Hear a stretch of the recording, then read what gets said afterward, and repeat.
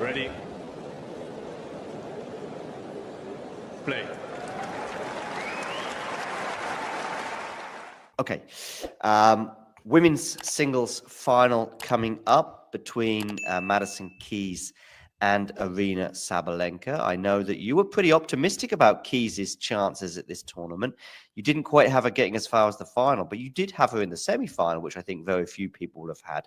Why were you sort of big on Madison's chances before the tournament? Yeah, I think it was just the form that I saw in Adelaide, and I also saw her making some technical changes that really kind of convinced me that she is changing her approach.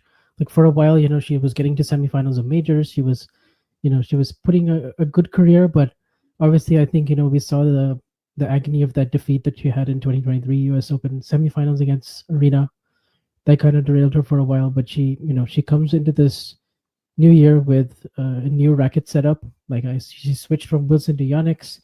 She seemed to be getting a lot more easier power. I saw a little bit more margin in her game. Like for instance, when she was playing those matches against Kazakina, Pegula, a lot of those three setters, and she was sustaining it. She was holding up pretty well physically, and I kind of felt like, okay, I liked her draw to get to the fourth round, and against Rybakina, I saw an opportunity there, and I felt like she can actually ride the wave better this time, and with her experience and kind of the new approach of the way she's playing, I feel like she's playing the best tennis of her career, and we saw that yesterday. That's the best win she's ever had, personally. That's the best win she's ever had. Big words, Vanch. Yeah. But maybe, yeah. I mean, she was very emotional afterwards. Her run to the final, by the way, pretty tricky. I mean, as much as you had confidence in her, Daniel Collins, Elena Rybakina, Elena Svitolina, and then Iga Swiatek is a hell of a run, and some 3-set battles in there, and especially that match with Iga. If we can just reflect on that, I mean, I'm still sort of got goosebumps as I think about the twists and the turns that match had. We had so many breaks of serve in that first set, but once Iga got that final break and then took that first set, I don't know, I thought, okay, that as those breaks of serve were happening so frequent, I kind of had a feeling that Iga would end up winning that first set. And when she did, I thought, okay, probably it's going to be a tight 2-set win for Iga. But what happened in the second set, Vanch? Can you explain? Yeah, I mean, I think it's interesting because there was a backhand down the line that Iga had at 5-2 set point, and it was really it was still a tricky shot to execute, but I feel like the complexion of the match completely changes if Iga makes that, and the fact that Maddie was able to then get 3 more games, and even though she didn't win that first set, she got a big boost by getting those 3 games at the end that I think carried her into the start of the second, where she was just connecting all of a sudden on these forehand returns, and she was, taking big cuts. I feel like in the first set she was trying to win too much from the baseline against Iga, and she wasn't using, like, she was getting a high percentage of first serves in, but the MPHs weren't there. I feel like she really ramped that up at the start of the first set, and Iga, I think at some point at 3-0, 4-0, I think her mind was already okay. Let's try to regroup for the third. It reminded me a little bit of the Naomi Osaka match where there was not that much Iga could do. The racket was just taken out of her hand, and there was a spell of 4 or 5 games where Madison was almost unplayable. Indeed. Then in the third set, kind of normality resumed with holds of serve and nip and tuck, and we kept inching closer and closer to that tie break. Again, feelings, which of course come from experience of watching plenty of tennis, did suggest to me that Iga was going to prevail, and I thought she might just get it done before the tie break. And of course, that feeling was emboldened when she broke 6-5, serving for the match. She does have a double fault, I recall, in that final game, and she does have a match point as well. Talk us just through a couple of those points and that service game that didn't work out for Iga and meant that we went to a deciding set tiebreak.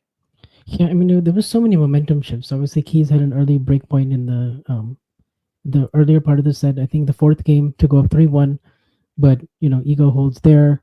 And then there's, those 2 more break points at 3-4, 15-40 that Keys has, which Iga saves. And then she's down love 40 on her serve, Madison, at 4-all. So you're thinking, surely Iga's got this now. But then, and there were like I think 6 unforced errors in there, in that patch. So you felt like, okay, if Madison doesn't make first serves here, she's up against it, and Iga will probably serve this out at 5-4. But then she held, and then I think Keys also had a 15-30, so she was 2 points away from winning in the 10th game already. And then Iga, Madison tries that drop shot on break point at 5-all 30-40, which Iga was still so quick. She read it like a book, and then she's serving up 40-30, and Keys hits a very good return deep down the middle and kind of coaxes an error. Quickly, Bench, what was the point that Iga put into the net? There was a short ball that she put into the net, and that was 4-all. So 4-all 30-40. Iga has this forehand that 95 times out of 100 she probably puts away, but that was good defense from Madison. It was a nice squash shot. It was good defense. She forced Iga to hit another ball, but I think definitely some regrets for Iga when she didn't break. I felt like there was a chance she might get broken at stay in the match at 4-5, but she does well. She holds from 15-30, and then obviously she breaks again, so you're thinking, okay, none of this matters. 6-5 40-30, here we go. But then Madison hits another really brave return, 40-30, like full credit, because she just knocked Iga off her heels. She wins the next point, and then the double fault comes at break point. But then what surprised me is Iga double faulted again at the start of the tie break. Yeah. Then she went up a mini break, but she was ahead the whole time in the tie break, right? She was up. Yeah. She was up a mini break pretty much the whole time, like 3-1, 4-2, 5-3, 6-4, 7-5. I think was the lead that she had at one point. But and then she plays that fantastic volley at 7-all to go up 8-7, and Madison chases this ball down and gets a lot on the cross court pass. But Iga's ready with the volley with the continental grip, and Madison can't recover in time. But from there, Madison runs out the next 3 points, and I mean, it's amazing because Iga normally, like, we think of the Sabalenka match last year in Madrid or the Osaka match. She has a reputation now of coming through these really tight matches. She hasn't lost from a match point up. She hasn't lost when she served for a match ever in her career. So I think this was a first, because obviously her run to the semis was super dominant. She only lost 14 games. She was looking great. I think everyone was almost penciling in a Iga Aryna final. I mean, we weren't underestimating Keys because we knew the potential that she had, but I don't know, for Iga for Keys to win this match in the fashion that she did, especially after so many near misses, to then get it done. And you saw how much it meant, like the emotion and everything, and 7.5 years since her last major final, and also the heartbreak from 18 months ago.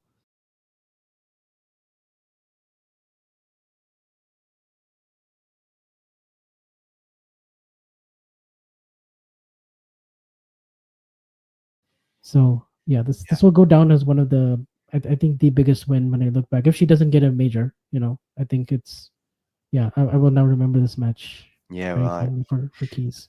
Of course, do check out Vanch on Twitter, but also the Tennis One app, especially for post-match reactions from players. And we saw Madison's on-court emotions and also her joy at winning. But what about Iga's reaction? What we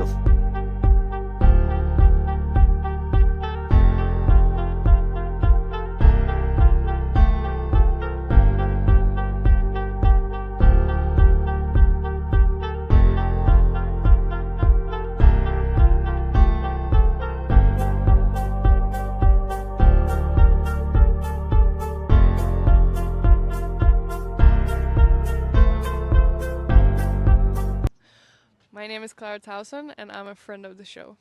Boom. I am Francisca George, and I'm a friend of the show. Perfect. Hi, my name is Susan Leemans, and I'm a friend of the show. Boom. Yeah. My name is Zainab Sammaz, and I'm a friend of the show. Boom. Hey guys, my name is Sasha Vickery, and I'm a friend of the show. Boom. Hi, my name is Lloyd Harris, and I'm a friend of the show. Perfect. Hi, my name is Jan Faria, and I'm a friend of the show. Boom. Yes. Take one. Well done. Hi, my name is Jasmine Paulini, and I'm a friend of the show. Wow, Jasmine, you got it in one time. Ready? Play.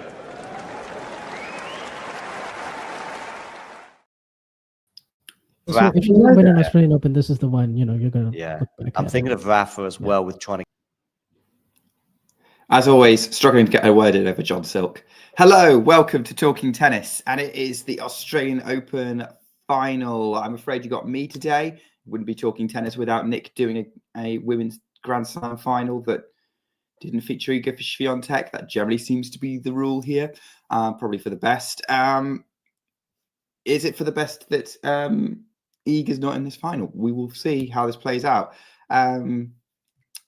Maybe there'll be some thoughts on this as we are getting underway on the Rod Laver Arena. Aryna Sabalenka serving first, going for her third consecutive Australian Open's women's singles title. Would be the first to do it since Martina Hingis, and she double faults the start. That's not ideal. But you know, there's her team along with her coach with the temporary tiger tattoo on his head. Tiger coming again for basically to keep her territory in Australia, win a third consecutive major hardcourt title as well. Don't know when the last time that happened was. Probably Serena Williams or something like that. Someone like that. No. Trying to think. This is not the time to try and delve into your tennis encyclopedia, Nick. I'll have to look that up later. Last person to win 3 consecutive hard court majors. I know it's been done. It was probably Hingis, to be fair, 97 to 98. That would make the most sense. It's been a very competitive era the last sort of 25 years or so. As Sabalenka nets since 1530, and yet again she's having a slow start. She had a slow start to almost every game this tournament, and maybe the nerves hitting her more at this point. Nerves being critical. Obviously, we saw how nervous Madison Keys was in her previous Grand Slam final against Sloane Stephens. Maybe nerves less of a factor here. She's a bit more confident in her game, and also she knows that she is the underdog in this match.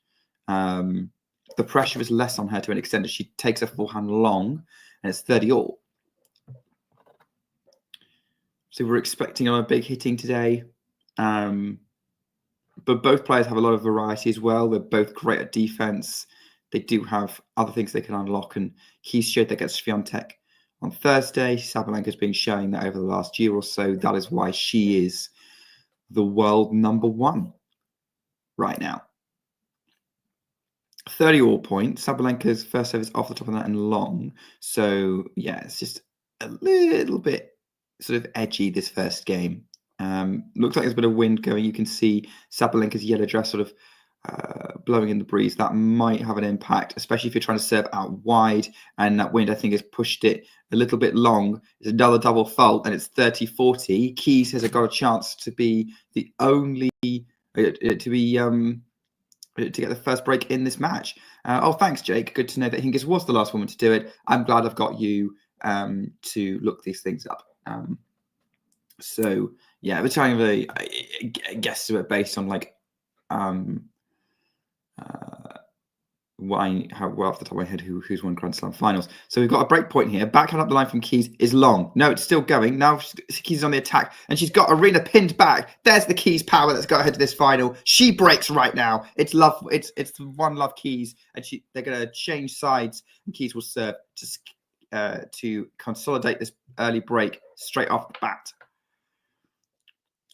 Somehow, I don't think Aryna Sabalenka is going to have it easy. Here's a question for you, chat, actually. So, Sabalenka's played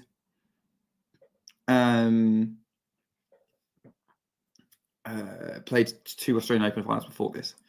Do you think Keys will challenge her more than John Chinwen? Probably so far, actually suggests yes, but will she challenge her as much as Elena Rybakina did? What do you guys think? I'd be interested to know your thoughts. You know, is this going to be closer to the Rybakina match? Is it going to be pretty much bang in the middle between Keys and between Zheng? Oh, Eddie, brave man, you're going for Keys in 3. 15 love, by the way, great serve to start from Keys. And that's kind of something that maybe is worth asking, is that, you know, if Keys wins this Australian Open, is she kickstart something here? Jake, you're saying Saber in 2. Do you think there'll be closer sets than she had against Zhang Qinwen last year? Keys has already moved to 30 love. Looking, and she's serving with the wind at the minute, or at least the wind is dragging the ball kind of away from the umpire, it looks like. Keys is now on the defense. Sabalenka is the one going to call. Keys is somehow there, but she has to put that in the net.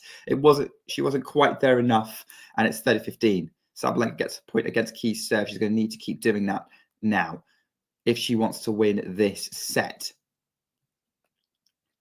Keys got some strapping on her sort of left thigh. I think that seems bigger than it was.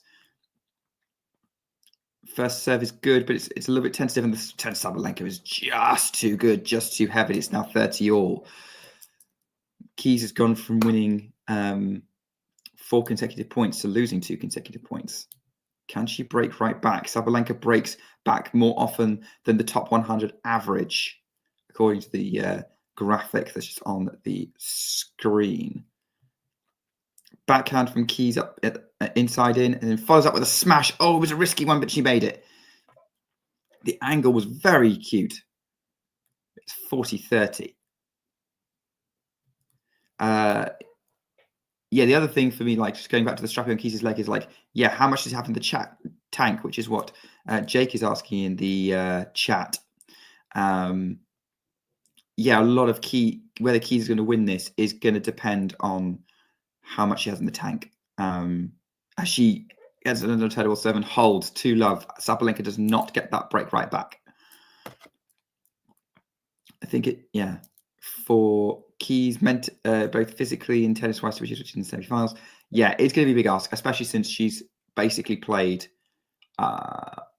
well, she's on a winning streak right now of, I think it's 11 matches. It's 10 or 11 matches because she won Adelaide last week. She also got to the quarterfinals in Auckland, which that's like 13 matches in 4 weeks. A lot of those consecutive. 12 matches in like 19 days. Yeah, it's a lot to ask. But hey, maybe she's got the physicality for it. She goes on the attack with that second serve return, and Sabalenka goes long at love 15. John, were you expecting the start?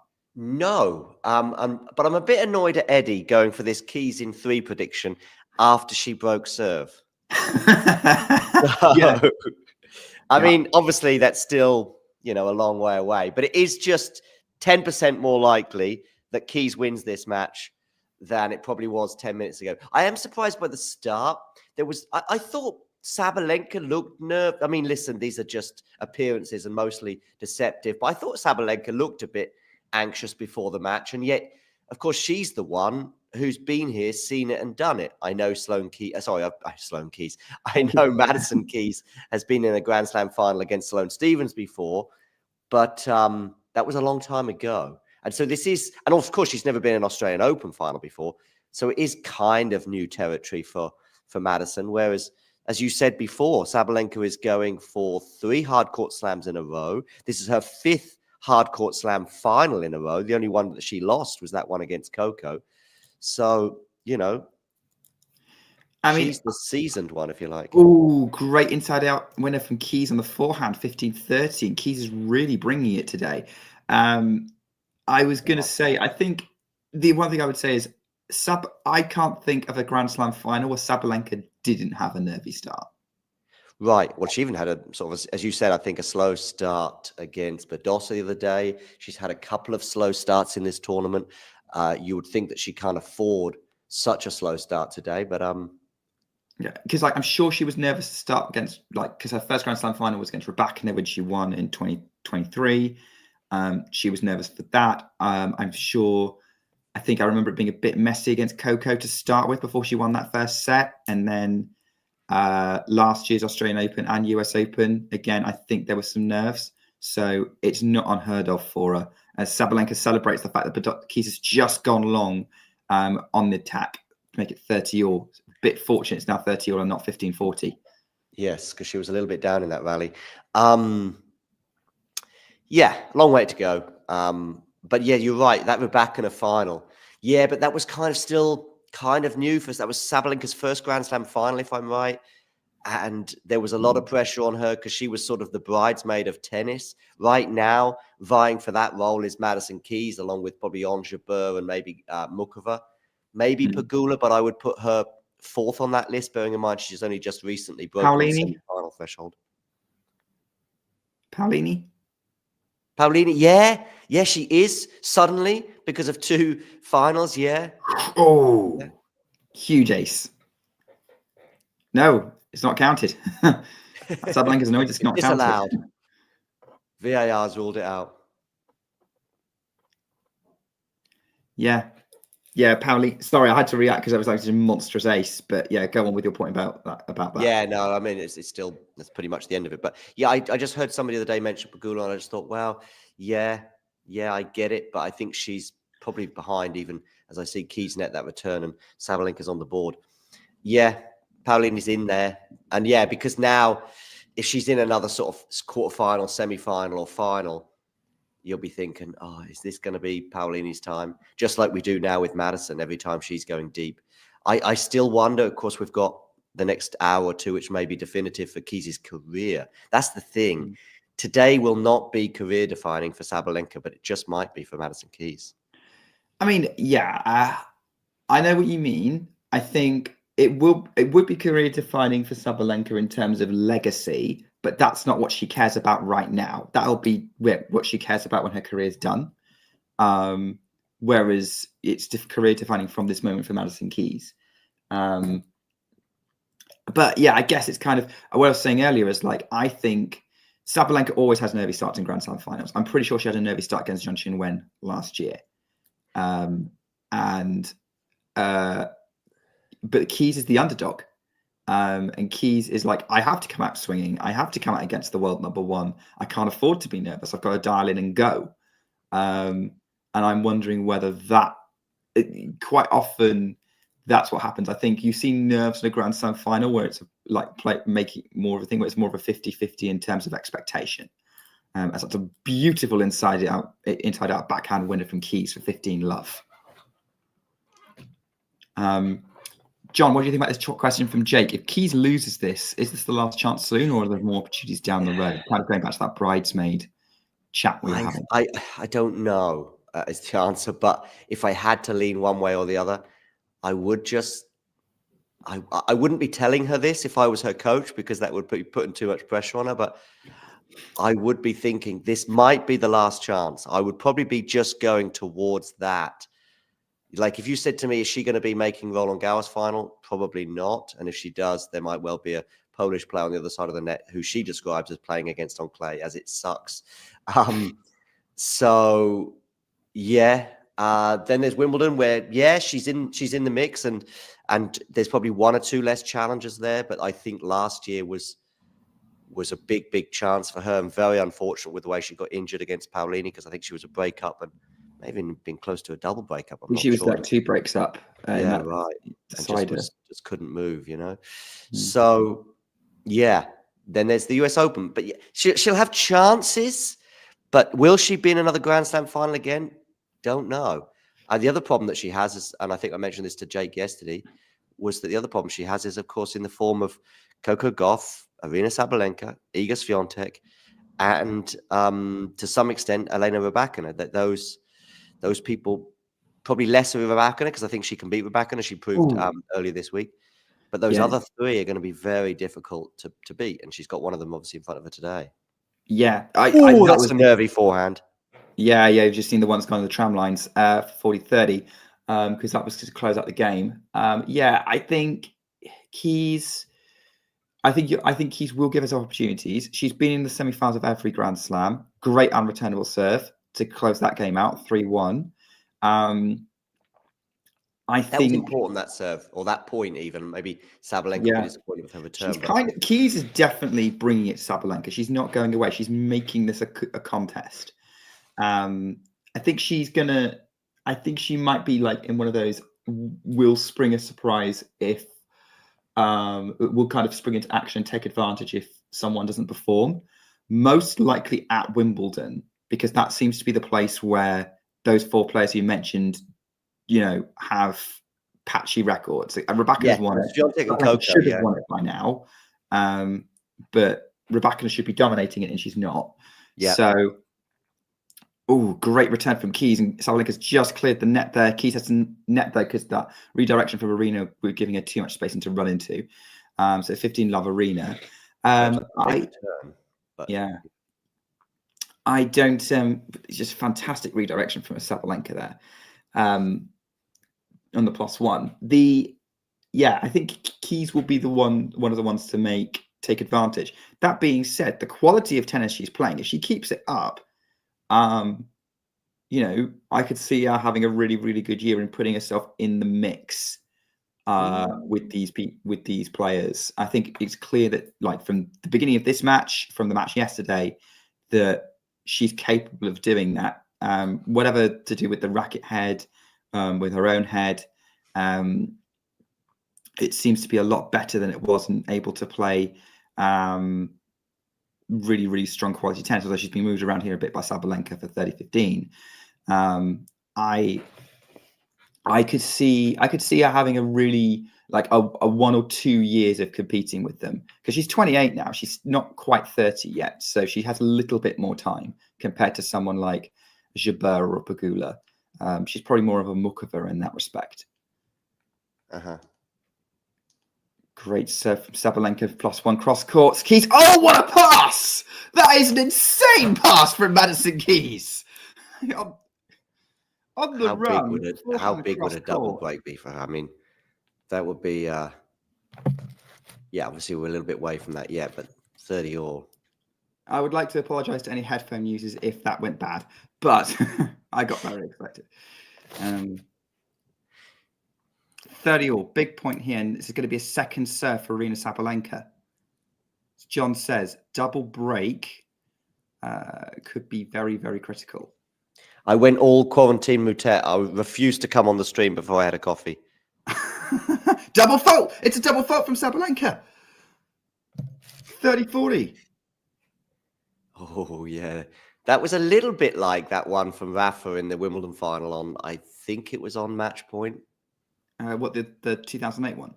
Yeah, it wasn't quite the same, because I think that one went hit the net and then but it changed its trajectory quite a lot, and then went out. Got a follow-up question for that to see how this point plays out. 30-40. Sabalenka first serve is delivered. Keys is going to scramble it back in play and give us. Sabalenka's going to have time for the +1. Forehand Keys to the middle of the court. Sabalenka on the attack with the forehand cross court. Keys is somehow defending it back in short ball. Sabalenka's going to try and drop shot and put it in the net. She tried to move up for the drop shot. Doesn't do it off the short ball. Keys is a double break. 4-1 lead in this first set. What is going on in Australia? Well, Madison Keys, you are 4-1 up with the double break and just 17 minutes on the clock and quite close to halfway there, which is incredible considering we're 17 minutes in, but quite close to halfway there. There's a lot of ifs, buts, and maybes. Don't forget, of course, Keys, there'll be some, well, I mean, there's obviously some scar tissue from some of those slam runs, but even the opponent on the other side of the net, of course, semi-final, she was serving for it, won the first set 6-love. She's then leading 5-3, and I think she was serving for it at 5-3. Couldn't get over the line. Then in this third set tiebreak, that was nip and tuck before Sabalenka emerged the winner. Sabalenka sort of just had to play through some, what's the word? Just let's say she wasn't bringing it that day for about an hour. And Madison Keys very much was. But Sabalenka still emerged the winner. So, yeah, we can't. You're right. We can't read too much into it. Although I'd say both players will have learned from that US Open match. Keys will learn to just deal with whatever Aryna brings her, no matter how late in the match. And Sabalenka is going to believe that she can come back from any situation against Madison Keys. The win predictor, everyone's favorite thing in tennis, started off with almost 80-20 in favor of Sabalenka, but it's now made Madison Keys the slight favorite. I personally wouldn't make her the favorite from here, but that's the win predictor for you. I don't know what she's done there with that forehand, but she's got away with it because Sabalenka's sprayed it long. Yeah, and you can tell Sabalenka's not happy right now. That was a bit more of a wild backhand. Yeah. 15-love Madison Keys. They're trading forehands now. Sabalenka's going on attack with her forehand inside out. Keys is going to scramble that one. The defense from Keys is incredible. She's getting everything back. Now we've got a forehand from Keys, getting herself in the rally. Tries to go cross court. Sabalenka's there with the forehand. Drop shot Keys. Oh, it just clears the net. It just cleared it. It may have even cut the top of the net. That is an amazing drop shot. Oh, I think it did just clear the net. But yeah, hats off to her. But Sabalenka's thinking, yeah, that did. I think Saba wouldn't have got to it even if it didn't touch the net, although that didn't do her any favors, let's say that. No. 30 love, Madison Keys. And something I've noticed from her against Swiatek today as an unreturnable stuff gets 40 love, and against Sabalenka so far, like, I don't think we talk enough about her defensive skills because she's getting everything back. She's keeping it in the rally. She's not panicking. She's not trying to pull the trigger to turn everything around. She's doing what she can to keep in the point, and she's moving to things really, really well. Yeah, a shake of the head there from Sabalenka. Ace to close the game, 5-1. Sabalenka serving to stay in the first set. And this grand, like, guys, this match started 20 minutes ago. Yeah. And we're almost at the end of the first set. I did not think we'd be here. Or if we were going to be here, that it'd be Sabalenka 5-1. Yeah. Not Keys. Yeah. This has also reminded me of I think it was the second set against Pavlyuchenkova when Sabalenka, for whatever reason, just, kind of went AWOL for 25 minutes. Maybe even a bit longer because she was down a break in the third set as well. Do you know what? I was thinking this is not too dissimilar. Do you remember that Brisbane final against Rybakina last year? Yeah, I do. Yeah. Where similar thing happened to what happened to Pavlyuchenkova in the Sabalenka again trying to move in and do a very crafty drop shot from a short ball and miss it and put it in the net. Love 15. All away.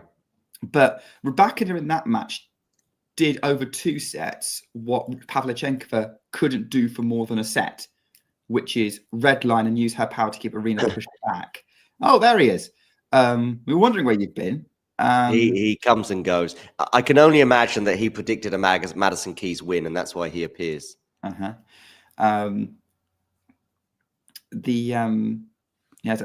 finally gets a point. That's the first point she's won in a while. I think that was a run of like 7 consecutive points. Yeah, I think she was 30-15 up. Was she on her serve? Was she 30-15 up on her serve? And then Keys wins 3 points in a row there, then wins the next 4 a hold serve. 15-30. Sabalenka's gone long. How many unforced errors is that from Sabalenka? I mean, that volley into the net for the previous point was surprising. And then she's just got no range today, and she's so frustrated with herself. Oh, so that caught Sabalenka out, and she missed that. No, she just clipped the line. But she went for a little. Just clipped the line, but she went for a little bit too much there. 30 all. Fortunate to get away with that. Because I'm getting the sense that I think the errors coming from Sabalenka was partly nerves at first. Now I think it's frustration that, trying to get on terms with Keys.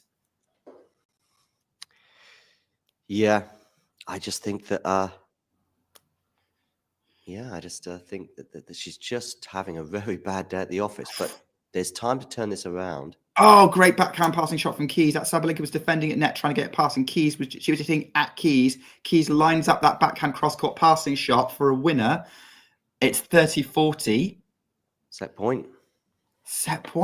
And if she gets this, she'll get to serve first in the second set as well. That might be very, very important for Keys, actually. Because that's going to ramp up the pressure on Sabalenka even more. Let's see. Listen, I know it's only been 20 minutes or a little bit longer, but I wonder if Aryna might go off court at the end of this just to have a sort of reset. Let's see, because that was an unreturnable serve to save set point. Deuce. Thanks, Cran. Nice to see you. Tense times on Rod Laver Arena for both sides now. I think this is the tensest it's been for both players since the start, since Keys served to consolidate the first break. Wide on down the tee from Sabalenka. The minute is just all it. She's not firing all cylinders, and she's got a player on the other end of the court who's punishing her for it, whereas previous opponents haven't. Huge forehand from Keys. That was fortunate for Sabalenka. Keys really went for the return, just missed the baseline, and Sabalenka's got a point to hold serve. Even then, though, Aryna's kind of not happy because, you know, I think probably she knows she's lucky. she's thinking I could have been punished on that serve. Yeah, top players, they always have notes. Oh, and there you go. That's why, because Keys just returned, just punished Aryna Sabalenka first serve, and it's a winner, and we're back to deuce. Yeah. Keys is getting her towel from right next to that Australian Open trophy. They are teasers down under. Yeah, I mean, I like literally right there, and like I feel like that's why Sabalenka's going to have to get hers as well. But that's, if I was there, I would be struggling so hard not to look at that. Yeah, I know. But that's why these people are elite sports people and not me. Oh, and an amazing serve from Sabalenka unreturned, and Keys couldn't quite lift it up and over the net. It's advantage to Sabalenka. The glistening of the men's trophy, I'm reminded of the 2017 final. I'm sure it's there all the time, but for whatever reason, that 2017 final, maybe that was the first final that it was kind of next to the court. It probably wasn't, but I just remember seeing it in the background so often in that 2017 men's final, I should specify. Oh, lovely forehand winner there for Madison. Yeah, that was a beautiful inside-out forehand winner right in the corner. By the way, you did say men's before, so you had specified, so you're fine. Okay. But yeah, I just remember put the wrong that. trophy on for the women's final. Yeah, I know. Yeah, I'm just trying to think what others do. The other slams have it nearby? I don't. Wimbledon, I'm pretty sure it's not. No, like Wimbledon don't. There's no space for it, and the women's is probably quite difficult to pop up. But yeah, and then French Open, I don't recall it being there, and I don't recall it being. Don't recall the US Open trophy being so close either. No, I think the Australian did it. Oh, great backhand winner from Sabalenka. That's the first like real big strike winner from her we've seen for a while. And like this is the kind of game to kind of this feels like a potentially Keys momentum stalling game if Sabalenka can get this, because that's going to put the pressure right back on Keys to serve this one out of 5-2. Yeah, if he gets it, you would think that it's just delaying. Aryna's got the game 5-2. Okay. You'd think that's just delaying the inevitable, but I mean, do you know what I will say that the way Keys played in that game,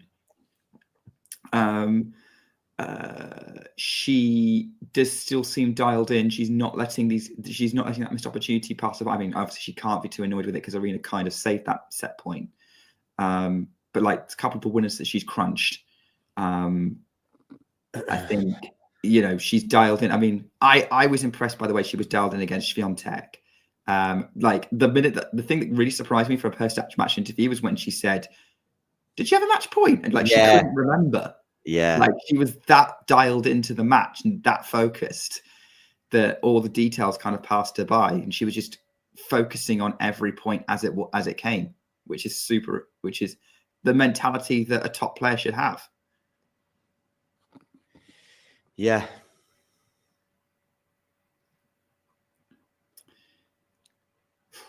So yeah, big pressure on Keys coming out to serve at 5-2. Just saw Gavin McMillan, the biomechanics coach for Aryna Sabalenka, and I was thinking yesterday. I was thinking, this is.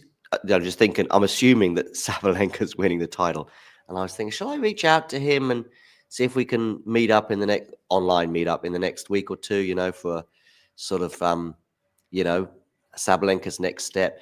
And then I was thinking the trouble is probably I need a bit more material to work with in terms of, it was great having him on in September, but do you know what I mean? I'm just thinking about the questions that I could ask him. It might be more a 20-minute interview rather than an hour-long one, because I wouldn't want to go over the same stuff, but there's a bit of legacy stuff going on. But right now, of course, it's Madison Keys' team members that I need to be speaking to.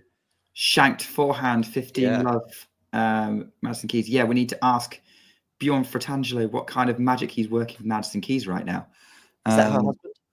Yes, her coach as well. Yeah, I know.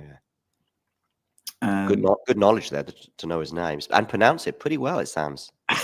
I'm basing it what I've heard of other American commentators calling him, so it would still be wrong. Okay. Jake, by the way, making a comment. Yeah, Gavin is very dry. Let's say that. Heavy forehand from Keys, and then, oh gosh, that was a rushed forehand looped into the tram line, 15 all, and that's the first bit of nerves I've seen from Keys for a while. Yeah, I think it's probably the end of the second really big miss of hers, and the other one didn't cost her that much. No, I think that should have been a winner. Sabalenka just got a racket on it, and I mean, in the context of the point, even if it wasn't 5-2 serving, I think it would have been difficult for her to get. Goes right back at Sabalenka with a backhand up the line. Now goes backhand cross court into the net, 15-30. That's another error. And it's another error from a very attackable position. I don't think it was quite as certain that she would win the point from there. But Sabalenka on the defense in exactly the same manner as well, with that sort of forehand squash shot. And Keys, yeah, disappointed with the backhand for sure. But that's compounding, of course, what we saw previous. Yeah, guys. Oh, drop shot from Keys is into the net, 15-40. Break back points for Sabalenka. And Keys has gone off the boil massively now. And she's got that double break cushion, but this is going to continue to ramp up the pressure. First break points for Aryna Sabalenka. Keys has been pretty decisive with winning 2 of her 3 chances. How is Sabalenka going to react to having these 2 break chance points? Oh, there we go. Well, it's a backhand into the net from Sabalenka under pressure from Keys. Sabalenka having to really crouch down to try and get underneath the ball and couldn't get underneath her enough. 30-40. Harsh Damien would be writing unforced error for that one. I think that's more like a forced error because she was really having a defend there, I think, from the pace that Keys was put on the ball. Agreed. Keys attacking cross court. Oh, she's miscued that backhand inside out into the net post, and Sabalenka breaks back for 3-5. Gets one of the breaks back. Yeah. 4 unforced errors for Madison Keys, costing her that service game that if she'd won it would have taken her to the second set with a set lead.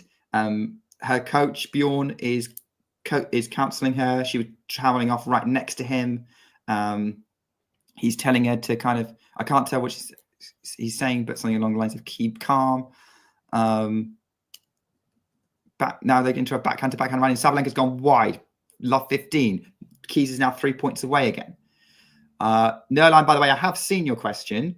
I'm not going to answer until after this, until maybe either we get to a change of ends or the end of the set, whichever one. I'm actually getting some pictures up, actually, interestingly, right now. Just having a look at some pictures of both of those 2 players with their open stance forehand.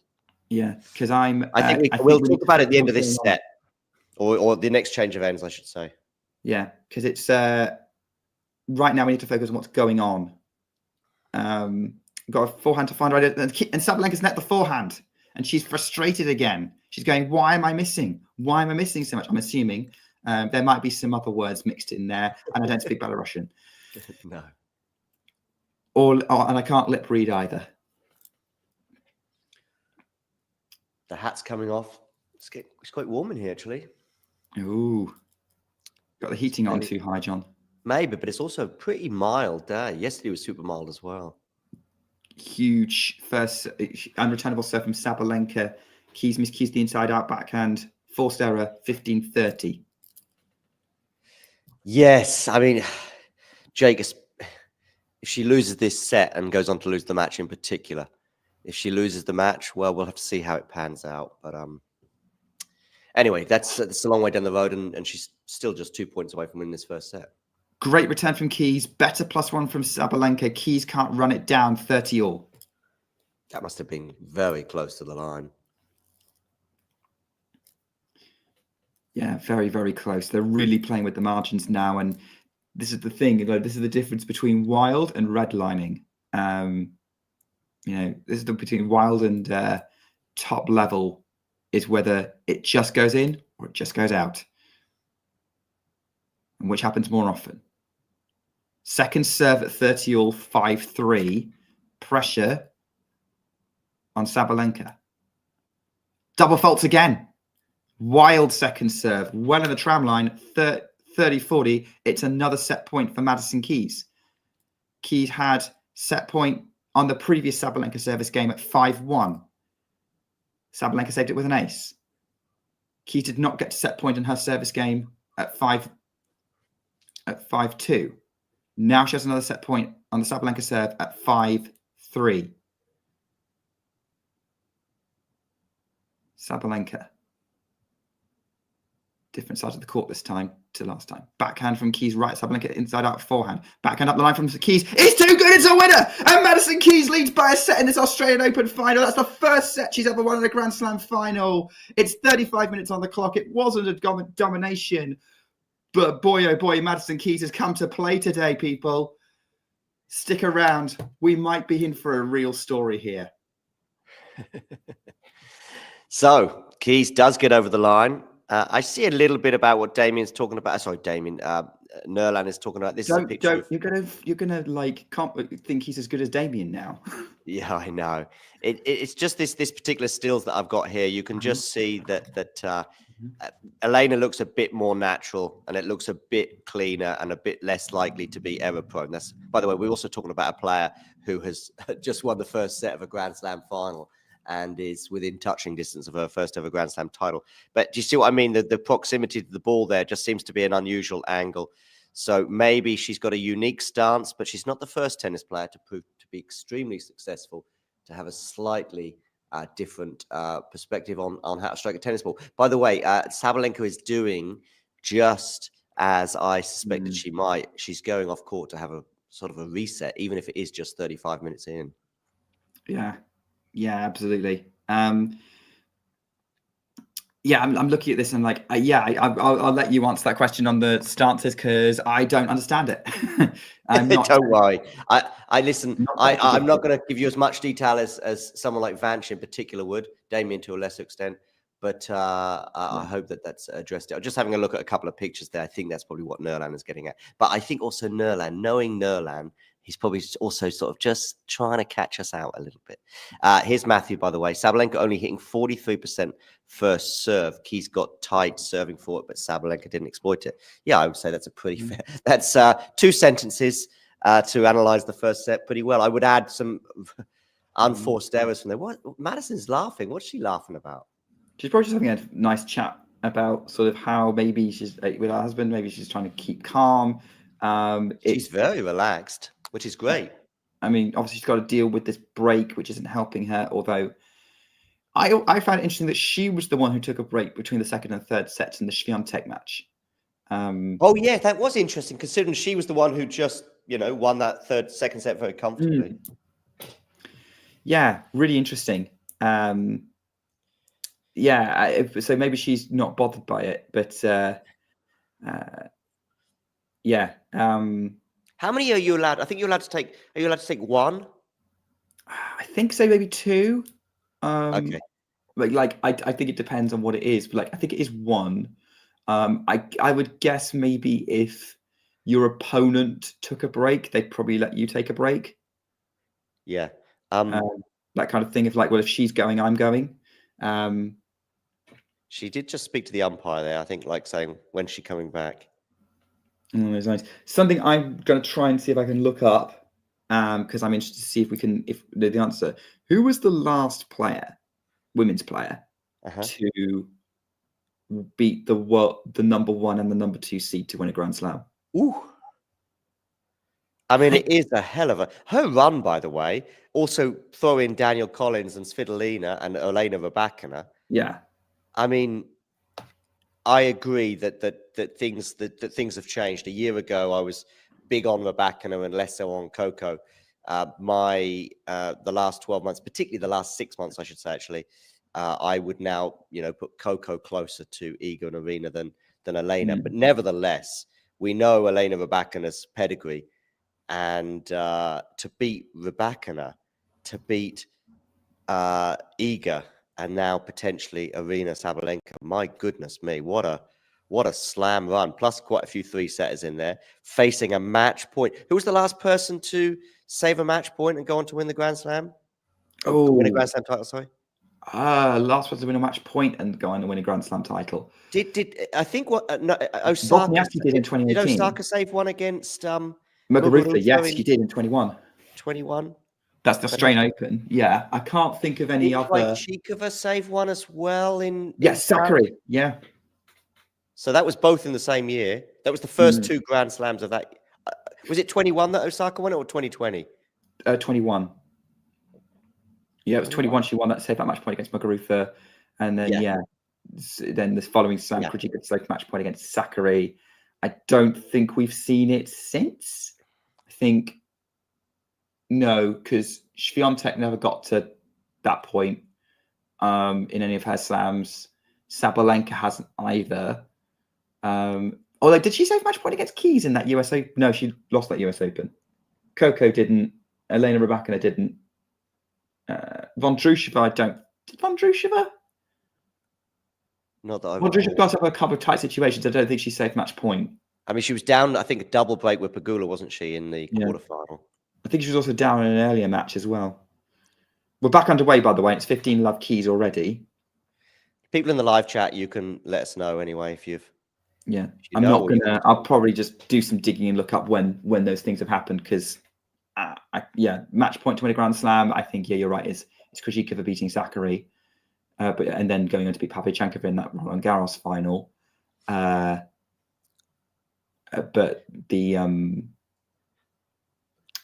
the other one of like beating 1 and 2 to win a Grand Slam. I'm going to have to look that up. In terms of WTA Weekly, it might be with me. I reached out to two of our sort of go-to people from time to time, both Pam Shriver and Renee Stubbs. Renee Stubbs is in Australia. I wasn't sure. I knew she was doing commentary, but sometimes they do it from home, if you like, or back in the US. Seeing a smash here. Oh, dearie me. That was what I was reacting to. Really overhit smash from Sabalenka. No, I think Renee does tend to go back to Australia. I know she is Australian. See, I was messaging her thinking that she was in the US in terms of time zone and stuff, and then I was like, she's in Oz. And I know she's been doing some TV work, but I'm not sure. It'll be the middle of the night for her. That wouldn't work. The US channels, ESPN. And Pam is currently dealing with not having a house right now. Yeah, I did WhatsApp her the other day, and she was a maybe because she said she wouldn't mind having her attention taken away. Oh, that's a nice drop shot there from Sabalenka. Of course, this is on the key serve, by the way. So suddenly, just one more thing I had to say about this match, and then I'll go back to you, Nick. Is I was just sort of thinking, oh dear, that reset hasn't really helped, and yet we are, back to neutral almost. Okay, she's a set down, and she's actually making some inroads here on the Madison serve. Yeah, I think Sabalenka's won a couple of good points. Keys won a couple of good points. I think the reset's helped Sabalenka. I don't think it's harmed Keys too much. We'll have to see. Great return winner from Sabalenka for 30-40. Where's... we could have a run of games against the serve here. I saw a question from Jake earlier for you in terms of your preference. You're more than welcome to answer that. Although I think, listen, I can tell you my answer to Jake's question and then I'll throw it over to you. Well, actually, let's just watch this break point and then I'll come to the question in terms of, Madison Keys going to come up behind her. Oh my word! That she gave, it wasn't a good drop shot at all. It went beyond the service line. Sabalenka had no trouble getting to it, but I think she was rushed by Keys moving in, and she put it into the net, so it's deuce. Yes, that was a huge chance. If Aryna doesn't break here, that is a chance. I mean, tennis is fine margins, and Aryna makes that 8 times out of 10, I think. In terms of preferences, well, listen, there's 2 stories today. One is for someone to win their 3rd Australian Open title in a row, and one is to win their first ever Grand Slam title. That was a little bit trickier, that pass. Sabalenka had a bit more work to do, but again, she nets. I mean, she was leaning back for the shot, really. Yeah, she was, yeah. Yeah, look at that, yeah. She's just not moving her feet that well, which again can be a sign of anxiety. Yeah, I mean, she's kind of cruised through Keys just netted the forehand on the change of direction and it's deuce. So she's going to be frustrated with that. I think Sabalenka's been cruising through this draw without having to hit 5th gear, top gear, or anything like that. and through Brisbane as well. Apart from maybe some patches where she'll briefly hit top gear for when she needs it. I think the general consensus is she hasn't been playing as well this year as the previous 2 Australian Opens. No. Oh, Keys has netted another forehand. Keys is not playing well right now. It's 2 forehand errors. Advantage Sabalenka, second break point. Yeah. Right now, Keys would probably rather hit a backhand. Schwarner's straight sets prediction already in jeopardy. Maybe some things need to be better kept to themselves. I know that was. Oh, never mind. Keys has just served a brilliant ace up the tee to get out of that break point. And by the way, Sean, I'm not laughing at you because you're usually right about a lot of things. But I have that experience of as soon as I say something, I'm immediately wrong. And I just wanted someone to sympathize with me.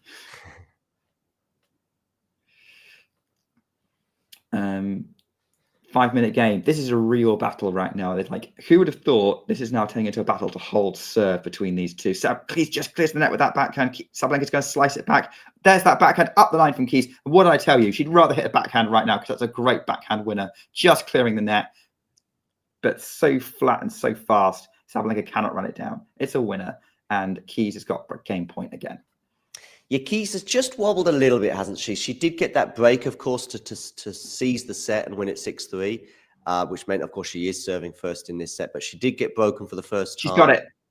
And she's got it. Unreturnable serve. It was a tentative first serve, but Sabalenka netted the response, and it's the first game. Continue, John. Yeah, no problem. You say unreturnable. There, I think Aryna's footwork was a little bit sloppy again, and I think really she should be getting that back over the net, but she didn't. And Keys, as you said, has held. Was it 1 break point saved? 2. And on one of them, there was a passing shot that Aryna, basically Keys was kind of at the net and waiting to be passed, if you like. Aryna there deciding to maybe switch rackets and hopefully change her fortunes. But Aryna could play the kind of tennis that she produced against Badosa. In fact, I was just sort of highlighting Sabalenka's form. That performance against Badosa was described by Damien as both scary and ridiculous. So she has got that from 2-love down. She played the best tennis of the tournament by far that she has played, and she can just do that for half an hour, and then she's right back in this match. Yeah, exactly. I think we were saying it's like I think we did see her top gear against Badosa towards the end of it. But yeah, so she's got to do that again. I think she's given herself an opportunity to do that. We'll see how she deals with the start of the set. They're rallying at the minute, forehand to forehand. Sabalenka's gone long. She's annoyed. Love 15. Yeah, that's Sabalenka's day so far. This is very much reminding me of that Rebecca match in Brisbane. It's not as it's I not. See it. Everyone was purring. Everyone was purring over Rebecca, to be honest with you. I think, but I don't. I didn't. I know the result. I know how dominant Aryna was, and I know how people were very giddy, understandably so, about her chances at the Australian Open a year ago. But yes, I'm sure Aryna didn't have her best day at the office. I think, as Sabalenka hits a smash and Keys is having to run across it and hits her, Sabalenka's checking Keys is okay and is like apologizing for kind of ended up hitting that right at you in the end. Because she wasn't there when she hit the smash. It did hit Keys. Sabalenka's checking she's okay. Keys is confirming that she's fine. It wasn't aimed at her. No, not at all. I mean, it just clipped her racket and then sort of brushes her cheek. But the smash was quite clean, but it wasn't super clean, and therefore it wasn't coming at her with extreme venom. But anyway, 15-all. Yeah. There's something that's been on my mind for half of this match. Actually, I've been thinking about asking you. I think I'm going to ask you now. Is number one? I know it's not on the line, but if Aryna was to lose, she would be, dropping points from this tournament, and Iga will have gained points in terms of how far she got in Australia last year. So the gap will have closed. Now, I'm very aware, in fact, I brought it up on a show recently. I don't know which one it was. but just how many points that the two number ones and number twos have to defend, as in Iga's got a French Open title to defend. She'll have, titles in one of the two Middle Eastern titles. Which one was she won? A 1,000, didn't she? Or was it the 500? Which players? She won either Dubai or Doha or Iga. Qatar. Yeah, Iga won Doha. She always wins Doha. And then semi-finals of Dubai, lost to Kanonskaya. Right. Then there was the incredible clay court season where it was just Stuttgart semi and everything else was won. Then there's the French Open. Then you compare it to, and then there's also Indian Wells to throw in there. Now, I know Miami didn't, go to plan, if you like, but that's that. So lots and lots of titles to defend. Whereas Aryna didn't win a title, I think, from the Australian Open till Cincinnati. That's right, yeah. That's right. And I think that's going to play a big part in it. So, as Keys has gone a bit wild with that backhand, it's 40-30 Sabalenka. Bit messy, that one. Again, that really short backhand angle is short angle from the court is not ideal. Sabalenka probably would do good to try and bring her in a little bit more often. Yeah, I agree. But yeah, number one, I don't see it being on the line in the immediate term because Iga has got way more points to defend than Aryna during the Middle East and Sunshine Double. What I will say is during the clay season is it would be a tough ask for Iga to defend all those points, but it's not that crazy to think that she could. No, she could, yeah. But obviously she's not going anywhere. The thing I would say then is Sabalenka got to 2 1,000 finals and a quarter final. If Sabalenka had a horrible clay season, it becomes an option again. But it's an unlikely scenario. So I'm kind of with the rest of the world in that we're not talking about number one being on the line until the US Open unless someone else goes on a tear. Talking of going on a tear, that is a ripping backhand winner on the return from Aryna Sabalenka and Love 15. There was a stat just there on the screen about, is it the first person to play the 1 and 2 seeds or 2013? I just saw something. Yeah. So on the last person Serena Williams won. Yeah. So the last person to win an Australian Open, beating the number 1 and the number 2 seed in like semi-finals and final consecutively. Jennifer Capriati. In 2001. Okay. And, she gets a bit lucky there, Aryna. Big hitting, similar stories, big hitting American, lots of promise as a youngster. Maybe coming good now at sort of later in their career, in sort of their mid to late 20s. Now, Capriati's story is a lot more extreme than Madison Keys, but some parallels. 15-30. Yeah. Keys there with a pretty good serve. Arena's a little... ace. 30 all.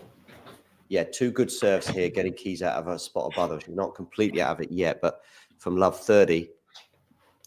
Yeah, you'd rather be... If you're going to have to go break point down, 30-40 is better than Love 40. Yeah, true.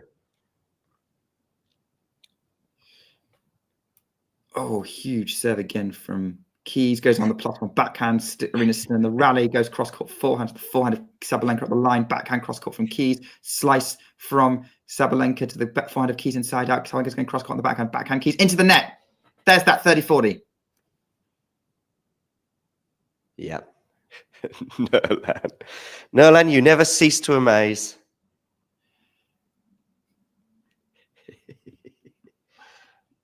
All right. Break point. I think, listen, I know I'm maybe trying to sound clever after the event, and we've still got a long way to go. Saves break point. I think we're going 3 today, Nick. I don't know what you think. It feels like, given Sabalenka's much more in this set early stores, and the pressure's ramping right up on Keys, I wouldn't be surprised. I think that does seem to be where the momentum of the match is shifting. At this point, in terms of minutes in the previous set, I think Keys was already leading 4-1. Yeah. Sabalenka, I think 17 minutes. She was at 4-1. It might have been 5-1, but I think it was 4-1. 17. Oh, that's a wild backhand. Yeah, horrible miscued backhand there. Yeah. It's another break point for Sabalenka. it does now start to feel inevitable that, like, even if Keys holds here, Sabalenka's going to break at some point in this set. Is she going to break here? Keys out wide on the serve. Too good. Too good a serve. Sabalenka cannot get a hold on it. That's Don't three even to get a hold on it. first serves that I think have been served up at crucial moments. There was the two at love 30 back to back, and now there's another one. And Keys' pressure point play, particularly this match and the previous match, has been so good. Apart from the break she conceded to Sabalenka in the previous set. To make it, you know, to kind of get one of the, I mean, it wasn't a double break. No, it ended up being a double break, but yeah, an easy double break. Oh, return winner on the fine up the line from Sabalenka. We've got another break point chance. Yeah, that second serve there, I mean, it was a runaround forehand and it was down the tee. So that tells you that was there to be attacked. And as you say, we've got a third break point opportunity now for Aryna. Yeah, big chance. Oh, and the first serve's been missed by Keys. First time she's missed a serve on a big point. Second serve delivery. Backhand on attack from Sabalenka. It's too awkward for Keys to deal with. Sabalenka breaks at this set. 2-1. And she's starting to look more like herself. Yeah. So that's the return of serve that Aryna was seeking throughout that first set, but was often eluding her. And two very good, especially that return serve winner on the previous point that was a runaround forehand. Just too good. Madison maybe could have elected to sort of loft that back into play rather than do the forehand squash shot, defensive shot. But either way, it's always going to be difficult to deal with. Yeah, this is now feeling a bit more of a competitive match now. Especially if Sabalenka settles down. This is going to come down to how well Keys can then deal with it. Because it's very different to the Swiatek match where she was constantly on the comeback. Now she's the one who's trying to not be come back against. Yeah. I'm just looking up. Still looking up, last time someone beat 1 and 2 in a Grand Slam, kind of semi-finals back to back. It would take me too long to see if they... Capriati was the last person to do it in Australia. In Australia specifically, I've checked French and the US Open. Both have more recent.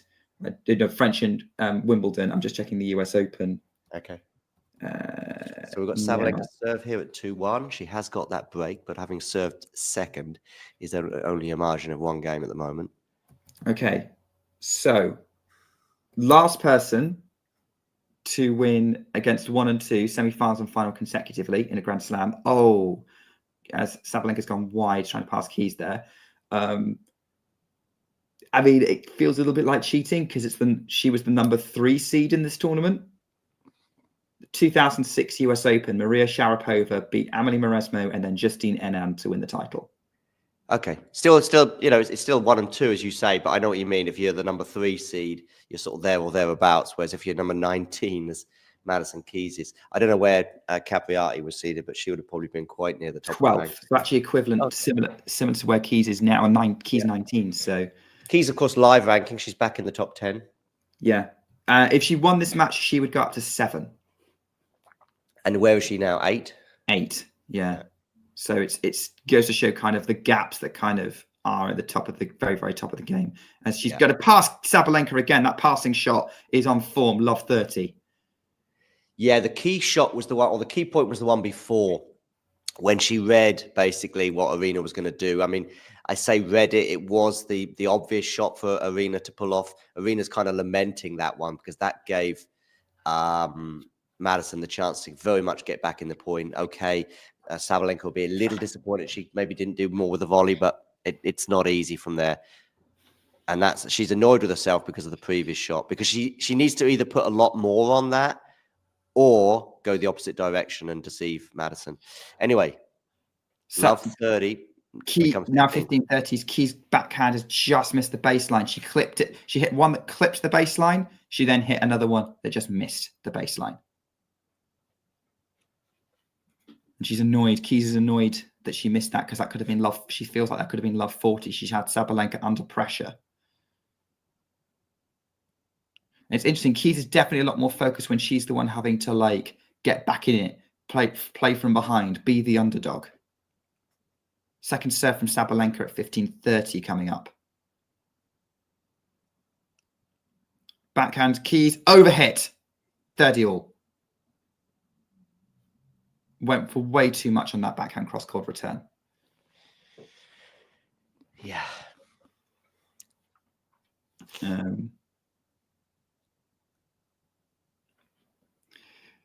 30-all.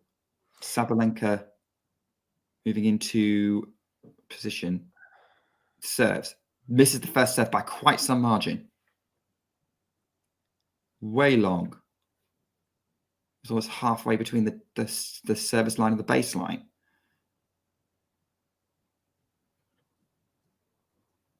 Second serve delivered. Backhand from Keys. Again, overhit. It kicked up. It was a kick second serve. It kicked high. Keys overhit from underneath, drove from underneath the ball, and it's 40-30.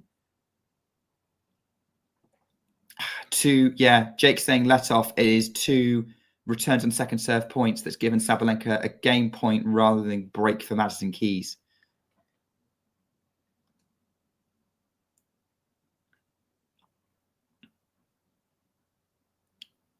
First serve from Sabalenka is too good, and Sabalenka will hold for 3-1. Disappointing for Keys not to get the immediate break back, and she doesn't want to let the set run away from her. Sabalenka's getting stronger all the time. By the way, John, I am very impressed at you and other people in the chat's ability to kind of see what people are doing with their feet, because I never look at a player's feet. I have no idea what they're doing. It's just sometimes when you're like, hang on a second, was that an amazing? So when you're sort of like, it's more actually, you're kind of almost looking at the hands and seeing where they are with the racket. And when you're like that, you're thinking, oh, okay, the venom and the power from obviously particularly Aryna, but also Madison. And if that's the case, then you're like, okay, fair enough, because you can't react quick enough. If, however, it wasn't the best shot in the world and the opposing player is still doing that, then something is going wrong with your feet, let's say. That's probably where I'm kind of at. Then we start looking at it. Yeah, that makes some sense. If you get a softish ball coming in your direction and you're still like that in a fairly neutral position, then something has gone awry.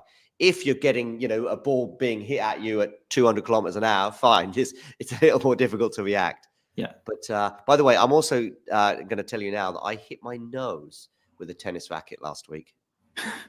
Yes. I don't think that's that. I mean, like, we've all been there. Yeah. I can tell you now, by the way, it was pretty painful. Yeah, I can imagine. I've done something similar. Have you really? Okay. Yeah. I would struggle to find a tennis player who hasn't actually hit themselves with their tennis racket at some point. Yeah, yourself. I mean, actually, I think the leg is quite common. I say quite common. But if you play tennis, oh, that's nice there from Aryna. If you play tennis fairly regularly, I would imagine once a season, you'll probably hit your leg maybe twice a season. Yeah. You'll probably have a sometimes my follow through's been so extreme. I've gone around and hit myself in the back. Wow, you're well. That's that. You sound like a professional, Nick, in terms of the follow through there. No, it doesn't happen very often. That obviously it's with the left hand rather than the right one I'm using right now. Of course, the Rafa one is like this up in the air, Break points for Sabalenka. That return to put pressure on Keys, who nets. It's 15-40, and this set might be getting away from Keys quite quickly. Yes. Do we think Keys takes a break if she loses this set? Yeah, I do think so. Yeah. 15-40. I not definitely, but I think so. It depends on how she's feeling. I would probably rely just on how she's feeling. That's a nice return there from Aryna. Yeah, it was a good return, but the Keys drop shot, which she comes in behind, again, wasn't amazing, and Aryna's not going to let her off this time. No, she did let her off before, didn't she? With a very similar scenario, and now she has a double break. Yeah, like if you, I'm watching that replay now. It's a decent serve. Keys comes in with a drop shot, which is not really a good enough drop shot, and then just leaves the space open for Aryna to pass her. So Madison had 5-1 in that first set, right? Yeah. And since then, she's won 2 games. Yeah. So that's 4 plus, I think, yes, probably Two, six, so 6 to 2, maybe. Yeah, Look at that's a the set's Aryna, worth of the run. Aryna Really. Sabalenka team, I think, sense some big momentum change right now. I think that momentum has already shifted very much so. I think it's gone from Keys kind of being clearly the best player to Sabalenka being the more solid player and Keys having to adjust to that situation, plus the pressure of it. I do have confidence in Keys' mentality that if we get that one set shootout for the Grand Slam, that she'll group. But who's the favourite right now? I mean, right now it's still Sabalenka because of her reputation. Is it back to being Sabalenka, or was she always the favourite in your mind? There was a point after Keys won that first set that I was thinking Keys got this. I think somewhere at the back of my mind, I always thought that, well, of course, it's a long way to go yet. And you know, statistically, it's a lovely backhand cross court. That was a backhand winner cross court from Keys. Now, that's the kind of tennis she was playing in the first 5 or 6 games. Yeah, she's kind of going, she's stopping her thigh, like she's trying to force her legs to keep pushing. Like, come on, leg, let's keep doing this. Maybe she's thinking, because that's the leg that's strapped up, so maybe. Yeah. I do hope that she's okay physically, but as you mentioned, I think maybe right at the beginning, I think it was you mentioned it, was just obviously she has had she's taken a slightly more cynic. Oh, that's a loose forehand there from Aryna Sabalenka. She drops her racket to the ground.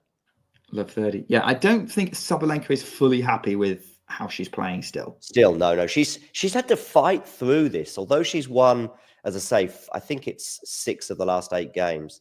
She's still having to sort of fight through it. There's been a couple of nice cross-court winners from her, and a couple of nice returns of serve, but it's still not vintage Aryna Sabalenka, not yet. Okay, Keys, net, trying to pass Sabalenka at the net. And she'd done the hard work there, Keys, with that return. Yeah, the return was great. The +1 was really good. We're seeing a lot of, particularly from Sabalenka, great +1s off great returns. Her ability to kind of redirect power rather than necessarily generate her own is actually really impressive, and she's avoiding the temptation to just inject her own pace.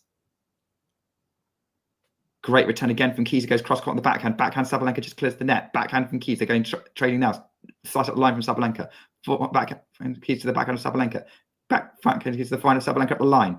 Backhand again to the up the line. They're trading up the line right now. Backhand cross court. Keys. Oh, what a winner! Cross court. This she set up 2 breakback points. Yeah, that's lovely. That's again this kind of tennis that she was producing in the first 5 or 6 games. Very, very much so. She's kind of, and this is what I'm saying, like Keys is playing better when she's on return, and when she's on, she feels like she's on the back foot. She's the one who's having to deal with whatever's thrown at her. When you put her in the driver's seat, she's been a little bit more patchy. Great unreturnable serve from Sabalenka. 30-40, first break point saved.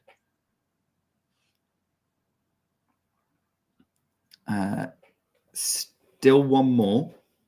I mean, obviously, this is just to get this back down to 1 break and Keys to make. I think this is more of a, like, Keys could come back in this set, but I think it's more of a statement for Keys to know that she's still in this match if she breaks here,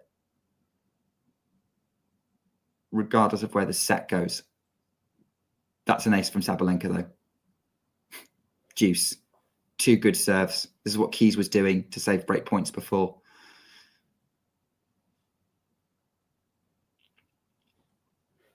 Yeah. Deuce. Sabalenka just dealing with the situation way too well for Keys to manage. First serve from Sabalenka. Keys haven't got it back. Drop shot Sabalenka. Keys is going to dig it up. No, not up. So Sabalenka with a game point advantage to take a 5-1 lead and force Keys to, well, serve to stay in the second set. With, again, we were talking about it before, potentially switching it back to Sabalenka serving first in the third set, although given what we've seen from this match, serving first in the set is not an advantage. Has missed that serve, though.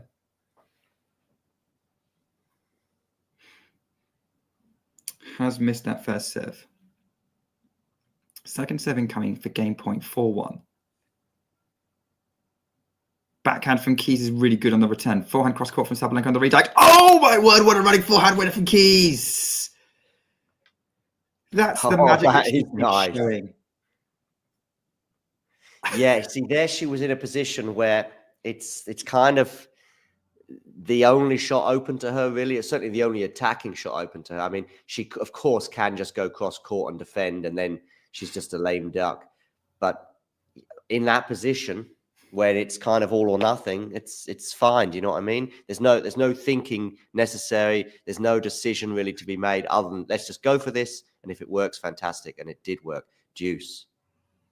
It's set up. 400 from Sabalenka into the net. We've got break point for Keys again. She was slightly off balance for the previous point. In fact, I think she was still off balance for the one that she netted as well. Yeah.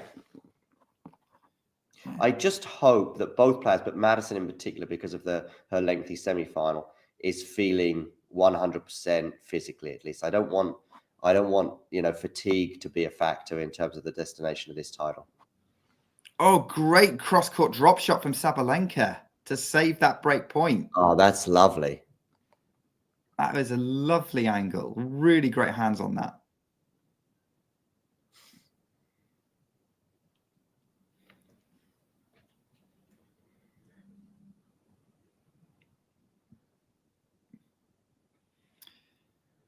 One hour and 10 on the clock. The second set's been more of a battle. So we go forehand up the line from Sabalenka. Backhand slice from Keys, dumped in the net. She was there, but the ball was really high, and effectively by trying to slice it, just dragged it down way too much. Yeah, I think she decided to slice kind of a bit too early on that one. In fact, she'd have been better off just doing a sort of a defensive, maybe even kind of moonball-ish double-handed backhand there. But then I think she'd already mentally set herself for the slice, taken her hand off the racket, and by which time it was too late to obviously switch back.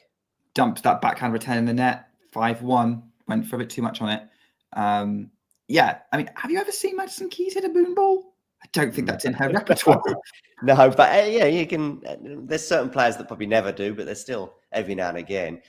Maybe not a moonball, just a nice loopy double-handed backhand. I'm just going to go off stream for a minute. I'll be back in hopefully to see at least Madison holds here, and then I'll be back. Okay, well, Madison Keys, can you serve to stay in this set? Can you make this competitive?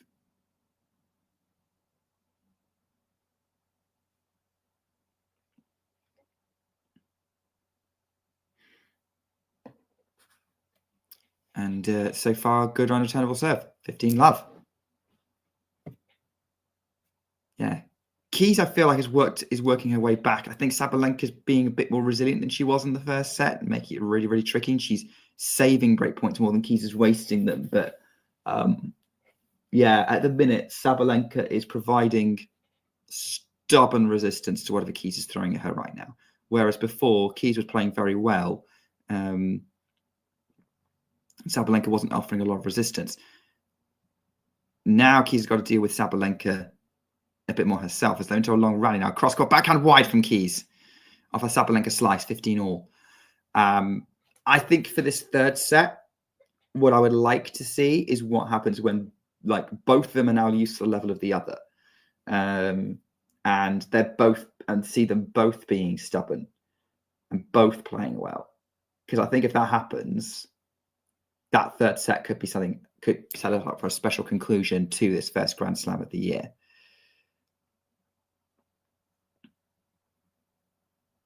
I think so far it would be hard. I think that next set would have to be really spectacular to match how special that semi-final was with Keys and Świątek. But yeah, we'll have to see how it goes. 5-1, 15 all, second serve. Back. Oh, that was weird. Is that a let on that second serve? Must have been. That second serve. We just stood up and Sabalenka wasn't trying. Second serve delivered out wide. Sabalenka gets it back in play. Forehand back to cross court. Keys. There we go. Sabalenka loses her footing, scrambles it way out of court. 30-15. We are now 2 points. Keys at 2 points away from taking us to a change of ends and forcing Sabalenka to serve this out. Backhand from Sabalenka cross court. Backhand Keys. So the forehand of Sabalenka is getting that short. Forehand cross court. Keys on the attack. Slice from Sabalenka on the forehand. This is still going, this rally. Forehand to forehand. Sabalenka's gone long on that forehand. 40-15. That's that's pretty good from her.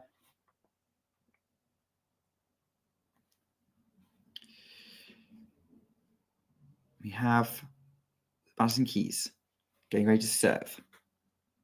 Wide. Second serve, try and close this game out.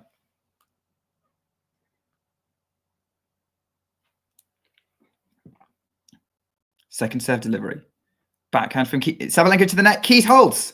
Keys has held serve for the first time in a while. Like, what was that run of games Sabalenka had? It was like 4 games, something like that. Wow. 5-2. 40-minute set, by the way. Despite the fact there's been fewer games, it's taken longer than the first. It still felt like somewhat of a battle. Somewhat of a battle. But yeah, we've got Keys and Sabalenka going toe-to-toe right now.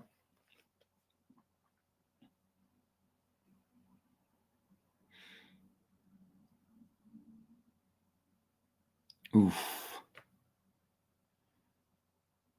Yeah, we would like to go toe-to-toe for... It's more toe-to-toe. I think if Keys has stabilized her level now, that's a good sign for the conclusion of this match. Coming back for a double breakdown in the set might be too much. We'll have to see. Jake, it's been lovely having you in the chat, by the way. Loving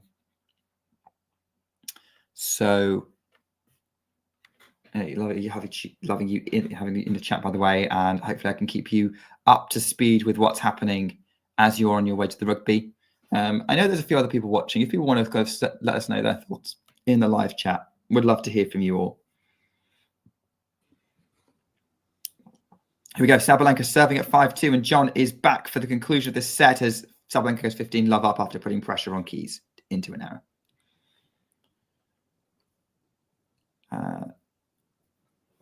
15 love. Yeah, sort of the reset that Keys will now probably have to do. A bit like Iga probably had to do when she lost that kind of bizarre set for me, that 6-1. I think Keys was just on it the entire time. Like, Iga didn't do anything really wrong in that set. It was just Keys just hitting like crazy, a bit like Osaka was in Roland Garros. That shot that Sabalenka just pulled off there, you would not have seen that from her 2 years ago, maybe not even a year ago. The drop shot, no. The forehand drop shot, yeah. Yeah. She's just added so much to her game over the last few years. Yeah.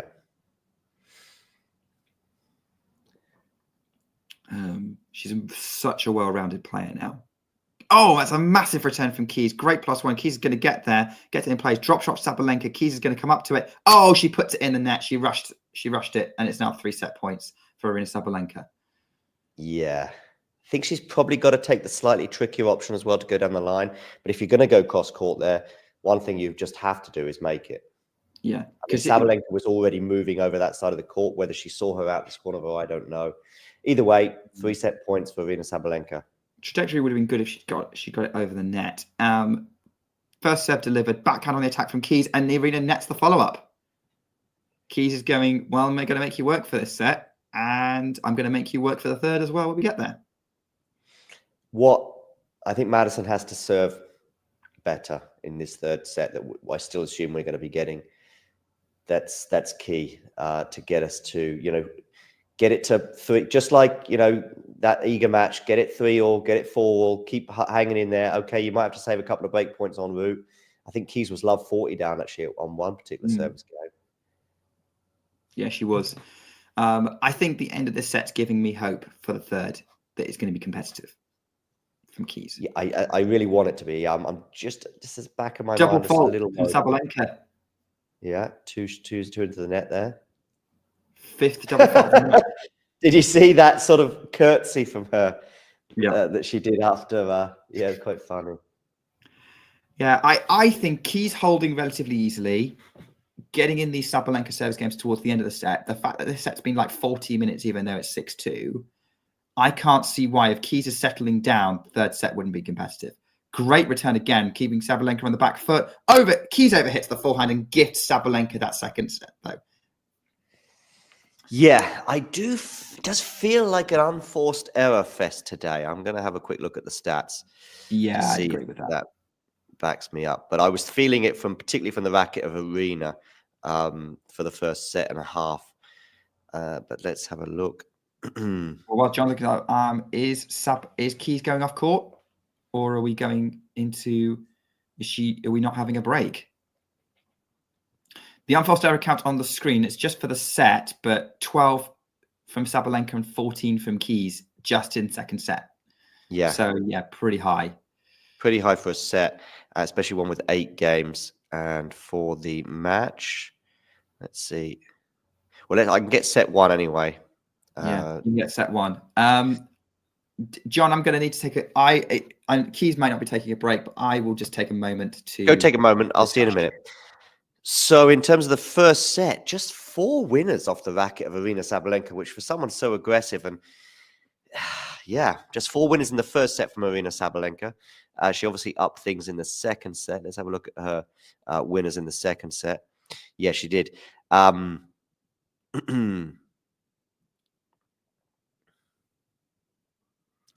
See, can I get the match, or am I only going to get... Yes, I'm going to get the match up sets here. Okay, good. So, sharing these stats with you on the screen. I want to see the winners. And so we had... Now it's 17-19. So 19 for Madison, 17 for Aryna. Yeah, the unforced error count from Sabalenka is 25. So I think she was 13 unforced errors in the first set and actually 12 in the second. So not much difference there off the racket of Aryna. So, in the live chat, let me know, where's your money at now? What are you thinking? Are you backing Aryna to win her 3rd Grand Slam final in a row, or Australian Open in a row, I should say? Or is Madison Keys going to win her 1st Grand Slam title? Well, if she is, she's going to want to have plenty of first serves, and she's not going to get it here in the first point of the game. And that second kick serve there, she's going to get a net cord. Is it going to help her win the point? Yes, it is, because Aryna is going to chase it down. She's going to get her racket on it comfortably, but she's not going to get the ball back in play. So a little bit of luck there, I think, for Madison Keys.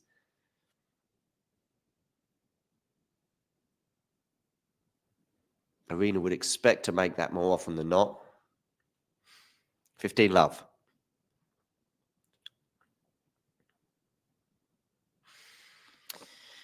Yeah, some comfortable holds here for Madison will be much required. She gets the first serve in, but Aryna defends that well. But is that going to be a forehand winner? It is. A little clenched fist there. Probably more in relief than excitement. It's just inside the baseline in the end.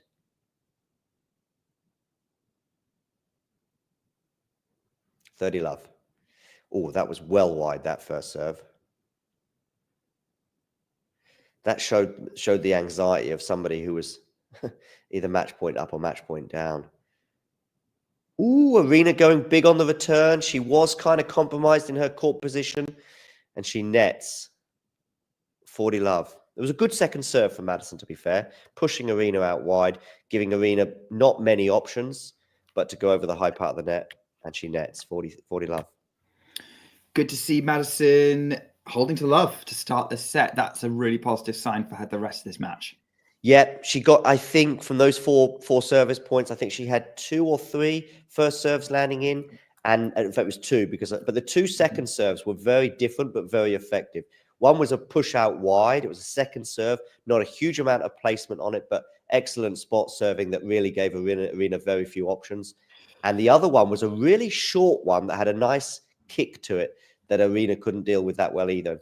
There was, of course, the point that there was a very heavy net cord.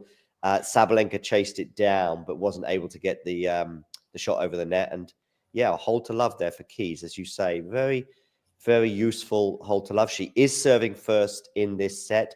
From memory, yeah, she was serving first against Iga as well, wasn't she? Because Iga had to serve it out rather than break to win the match. So yeah, she's been here before, just a couple of days ago. Yeah, she has been here before, but she was also serving first in the previous set against Sabalenka. So yeah, make of that what you will. Very strong serve from Sabalenka to get this started. Get this game started. And yeah, if that's anything to go by, that suggests that, you know, could be a bit more nip and tuck. Let's see. Huge forehand from Keys. Sabalenka. Oh, great redirect on the +1. Great redirect with that forehand cross court. Love it. 30 love. All right. Why are we talking about the men's in a women's in a women's final? I mean, I don't mind it, but it's just such a tricky. I mean, like, you know, it's like saying who is a better tennis player, Aryna Sabalenka or Iga Swiatek? Well, you know, it's not as simple to answer as that. Are we talking about January 2025? Are we talking about the French Open? Are we talking about drop shot goes awry for Sabalenka on the forehand, doesn't make it over the net? 30-15. The better way, I think, of framing the question is, and of course it's guesswork largely, but who's going to win more Grand Slams? You know, Jannik Sinner or Carlos Alcaraz? Right now, because Alcaraz has the lead, and I think he's a little bit younger, and at the moment, you just fancy him to be in with a shout at 3 or probably all 4 Grand Slams, whereas we've yet to see Jannik make a Wimbledon or a French Open final. So you can see where I'm leaning, but in 15 years from now, you can clip this and say, John, you were wrong. And that wouldn't surprise me because I'm sort of 51-49 on this. Same with Aryna and Iga, funny enough. You know, where would you lean on that one? It's tricky. Iga's a bit younger than Aryna, right? Yeah, because Aryna's like 3 years older than Iga. Yeah. And what do we got? We've got 5 for Iga right now, and Currently 3 for Sabalenka. She could be about to win her 4th if she wins this game. Yeah. She's still not 100% happy, but... So the fitness guy for Sabalenka, I think I heard you say at the beginning of the match, he's got a tattoo on his head, right? Yeah, he's got a temporary tattoo of a tiger on his head. Oh, it's temporary. Yeah. Okay. Yeah, he usually puts it on whenever she's on a Grand Slam final. I know she used to sign his head. I remember seeing her do that, I think, a year ago. Yeah. Do you know what? I think, you know, in terms of like team and stuff, they're very much, when you look at Aryna Sabalenka's social media, they are, as a whole team, a lot more visible compared to they are visible and very likable. I had a half-a-minute exchange with her coach. I say exchange, probably even then I'm exaggerating. I was hanging out with some of the racket guys, the stringers in Berlin last year, and mainly because they had a laptop with a TV on it that I could watch some of the Euros. I remember watching England against Denmark because there was a British guy, was one of the guys doing the string. And anyway, while I was there watching the match, Sabalenka's coach kind of walked into the tent and was talking to them rather than me, but he did sort of stick his head round to see what match we were watching. What's her coach's name? You know who I mean when I say her coach? Yeah. By the way, Sabalenka's playing really, really well. She's bludgeoned Keys with a lot of heavy power, and then follow that with the deftness of drop shot from very deft. Yes, lovely word. I was thinking of exactly the same word. I don't know if it's quantifiable and therefore you can say very deft, but I just did. Yeah, that is it. I mean, that is just so impressive. The fact that she can do that. She's got those extremes. Great winner from Keys on the inside out. 15-30 as well. Very important because you don't really want to be going love 40 down. You don't want to be going 15-40 down either. But yeah. You don't want to be down at all in your game, really. No, you want to be 6 love, 5 love, 40 love. They're exchanging winners where they can. Oh, first serve is a let. Oh, I thought, yeah, because it's one of those lets that was barely noticeable. Just do it again. Sabalenka strikes it up. It's going to land in really short. Forehand from Keys. Oh, just kips through the court. Oh, again, attacking for Sabalenka backhand. Now changes direction. Keys on the forehand. Sabalenka just clears the net. Slice from Keys. She's going to come in. Sabalenka tries to pass, puts it in the net. 30 all. Some low net clearance from both players there. Sabalenka got a bit lucky with the return. It was I think it was a miss hit. That's why it sort of looped up so much. But Keys wasn't super confident to go big on that +1 moment. And as a result, we went into a rally. Look at that sort of, yeah, she completely mishits that return, doesn't she, in the frame of the racket. And really, yeah, I think Sabalenka will be a bit disappointed she didn't at least get that over the net. Yeah. Backhand Keys, they're still rallying. Oh, Sabalenka's just gone long on the cross-court forehand. 40-30. That's nice. From love 30 down to 40-30. Listen, I know I'm addressing this question about an hour after it's asked, and I think Jake has had to go off to the rugby since.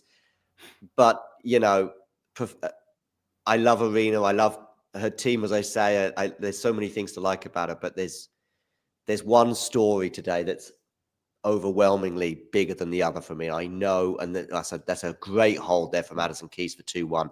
And I know people could say, oh, 3 in a row.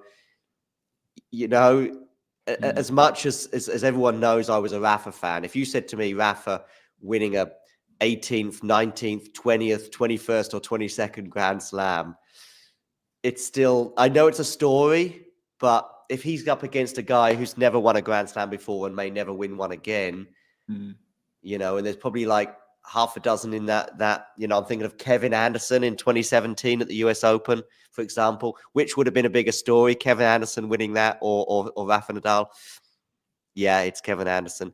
Slightly less so with Medvedev because he got his Grand Slam in New York, you know, so I can see why people might talk about that narrative with Rafa getting his 21st in Australia, which will obviously be remembered pretty much for forever. But yeah, for me, back to today, Nick, Keys' story is bigger, and also her age and the near misses and the slam finals and the 6 loves 5-3 leads that she's had in a Grand Slam semi-final against this person who is about to serve right now.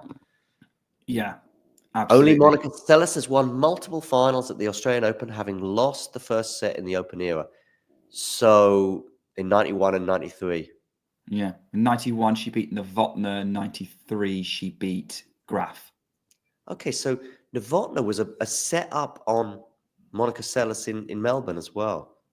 Or was it? No, it might have been Mayo Jo Fernandez and Novotná was 92. Okay. Okay. Yeah, so, okay. Yeah, I've got it in front of me, actually. So I'm just... Oh, she goes for the slice there and hits that one as well, Keys. So it's 15 love. Yeah. This does feel like a bit more even now. Yeah, like I say, I said it towards the end of that last set. If I was Madison, I'd almost take 4-all in the decider just to sort of really be in there. No, I was right the first time. I was right the first time. Novotná 91. Okay. The score was 5-7, 6-3, 6-1 to Seles. Okay.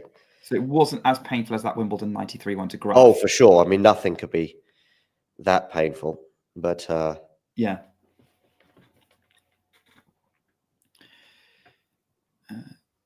Novotná always won at least one set in her Grand Slam finals. So she was in, I know she was in 3 Wimbledon finals. It's a nice return there for Madison to get to 30-15. 3 Wimbledon finals and 1 Australian Open final. Okay. The Australian Open final was obviously her first. Yeah, right. So the 3 Wimbledon finals, the other one that she lost, was it to Hingis in 97. Hingis, yeah. Did she win a set in that one? I think she did. Okay. I'll double check. But yeah, by the way, it's 40-15 Sabalenka. This service game is fairly comfortable, yeah. So far. You were getting before we think before we kind of get too focused on memory lane. First set. Novotná won the first set in all 4 of her Grand Slam finals. Oh wow! And the fourth one, thank goodness she won that. Thank which goodness. she won in straight sets. Yeah, it was a very comfy win. I don't know, 6-4, 7-6. I'd have to Oh, watch okay, it. okay. Maybe it just felt comfy because of what happened in the previous three, and especially that one you highlighted in '93. For those of you not quite sure exactly all the details, I think there's a double fault from her. I think she's got a double break advantage on Steffi Graf, and I think it's 4-1. And I'm going to say deuce, 4-1 deuce, though she's 2 points away from a 5-1 lead. And there's a double fault in there from Jana, and it's the beginning of it turns out to be a pretty horrible 15 minutes and 4 games of it was different. Listen, Steffi, great, good on her, but it was difficult to feel like Steffi won that particular final, unfortunately. That's a great return from Sabalenka, and it's love 15 on the Madison Keys serve. Jem, if Sabalenka keeps returning like that, no. Right, exactly. If Keys keeps the pressure up, yes. Oh, and what a wonderful backhand smash from Keys, who just taps the follow-up into court, and she's loving the fact she won that point. Now she's looking like she could pull this off. Really, she got her racket on that, which was remarkable, and she put it in the best possible spot to make Aryna have to basically run so far off court. She was almost in Sydney. Keys has got a grin on her face, like, well, if I lose this match, at least I made that shot. Yeah, Nick, I think you'd have made that, but not the backhand smash attempt, but the follow-up shot. I think you would have made that one. The follow-up, yeah, no. No, actually, no, I wouldn't, because I would have basically tried to overhit the follow-up. The thing that I find with that shot, and it's a bit like the open goal in football, it's actually for me, it's quite a nervous moment. When I've got the ball and it's like a 99 times out of 100, my heart is in my mouth, especially if the ball's coming up with a bit of pace. I'm talking about football here, because everyone knows you have to score. Whereas if you don't have so much time to think about it, and you're through on goal, it's a little bit less anxious. But anyway, talking of anxiety, well, Keys has gone from love 15 to 40-15. So again, scoreboard pressure in terms of serving first might just give her a chance of pulling it off, as Gem or Jem suggests. Yeah, second serve coming up. Backhand outline from Keys, the Sabalenka forehand. To the drop shot of Keys. Sabalenka's put it in the net. Sabalenka drop shot in the net. Keys holds for 3-2. And this is the most consistent Keys has been on serve for a while. Sabalenka now realizes that this is a proper fight.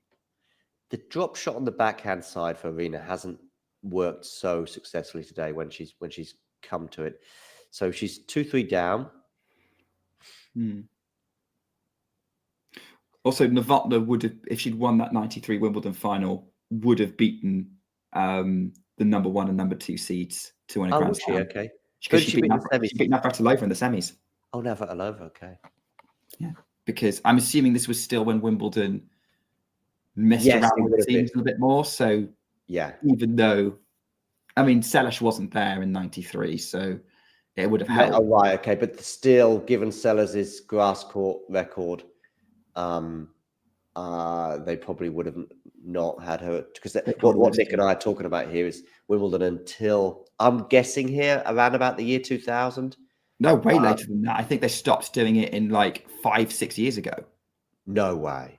Was it really? Yeah, because they seeded Serena Williams in 2018 when she wasn't really in there. Okay. Oh, wow. I didn't realize it was that recent. Anyway, so Wimbledon used to lean heavily on the world rankings, but if someone such as Serena Williams wasn't seeded, they would give her a seeding. And also they would play around with the sort of first 4, for example. Yeah. If you were world number 1, but you'd never won a Wimbledon title, and Steffi Graf was world number 2, there's a chance they may have switched those around. Yeah. But by the way, Sabalenka very leaning heavily on that forehand for a great cross-court winner. Great return from Keys. Great +1 on the stretch from Sabalenka up the line. 30 love.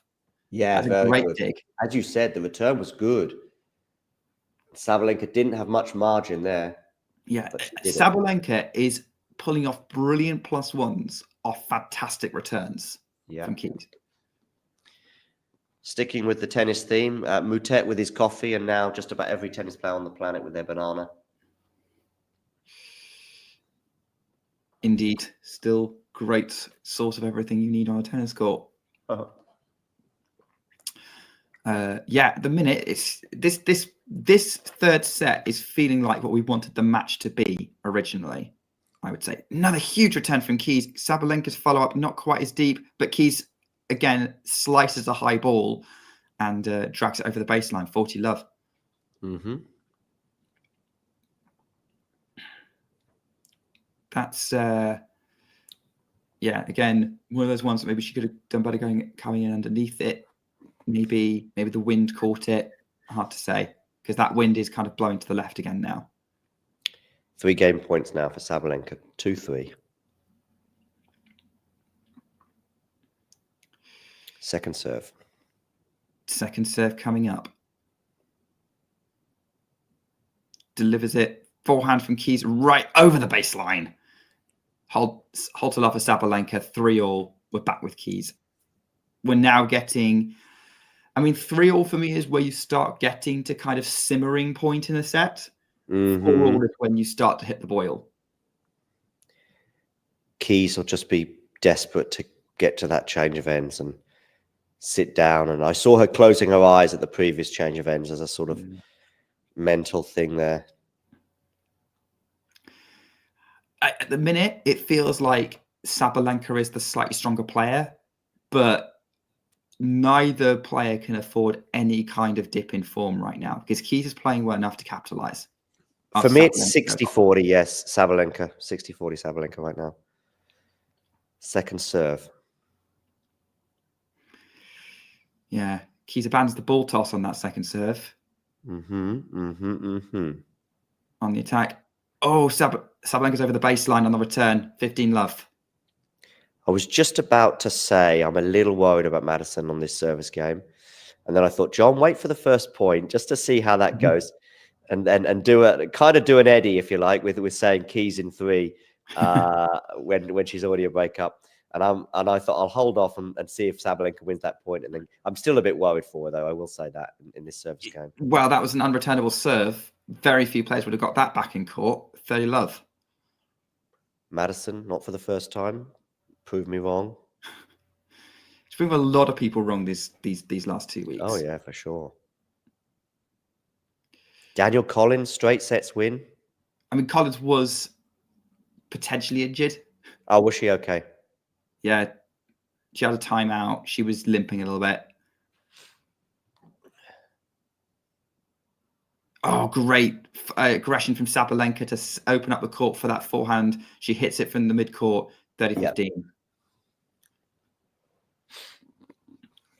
Yeah, but on paper, yeah, Rybakina, but even without the Collins win, Rybakina, Svitolina, Swiatek, all really good wins. Yeah. Great serve, great return. Not great +1, backhand into the net, 30-all.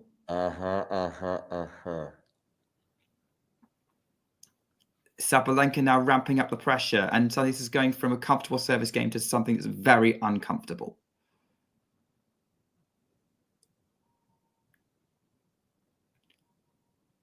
All. Great, decent serve. Follow up. Oh, it's in the court from Keys. It was flying through the air, just dropped, and then skidded through for 40-30. Sabalenka was not going to get there in time.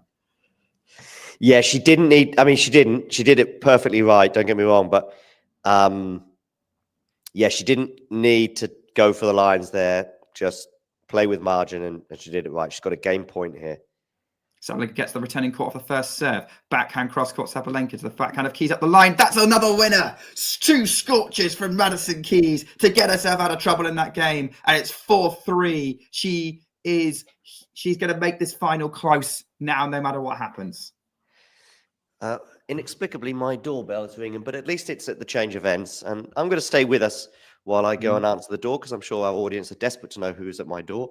I'm pretty sure it's probably somebody who's visiting a neighbor, but we'll see. I would love to hear John interview his visitor about what they think about this tennis match, to be honest. which would be hilarious because they're probably going, what tennis match? At this time of day? Huh? It's very rare you get tennis at this time of day in Europe. Eddie, by the way, in Seoul, his time zone for the Australian Open is great. I think he's a 2-hour time difference. So he's his tennis starts for him at like 9, 10 in the morning. And even if it goes late, like even if you get a match at like 2 a.m. in Melbourne, it's still midnight for him. Yeah.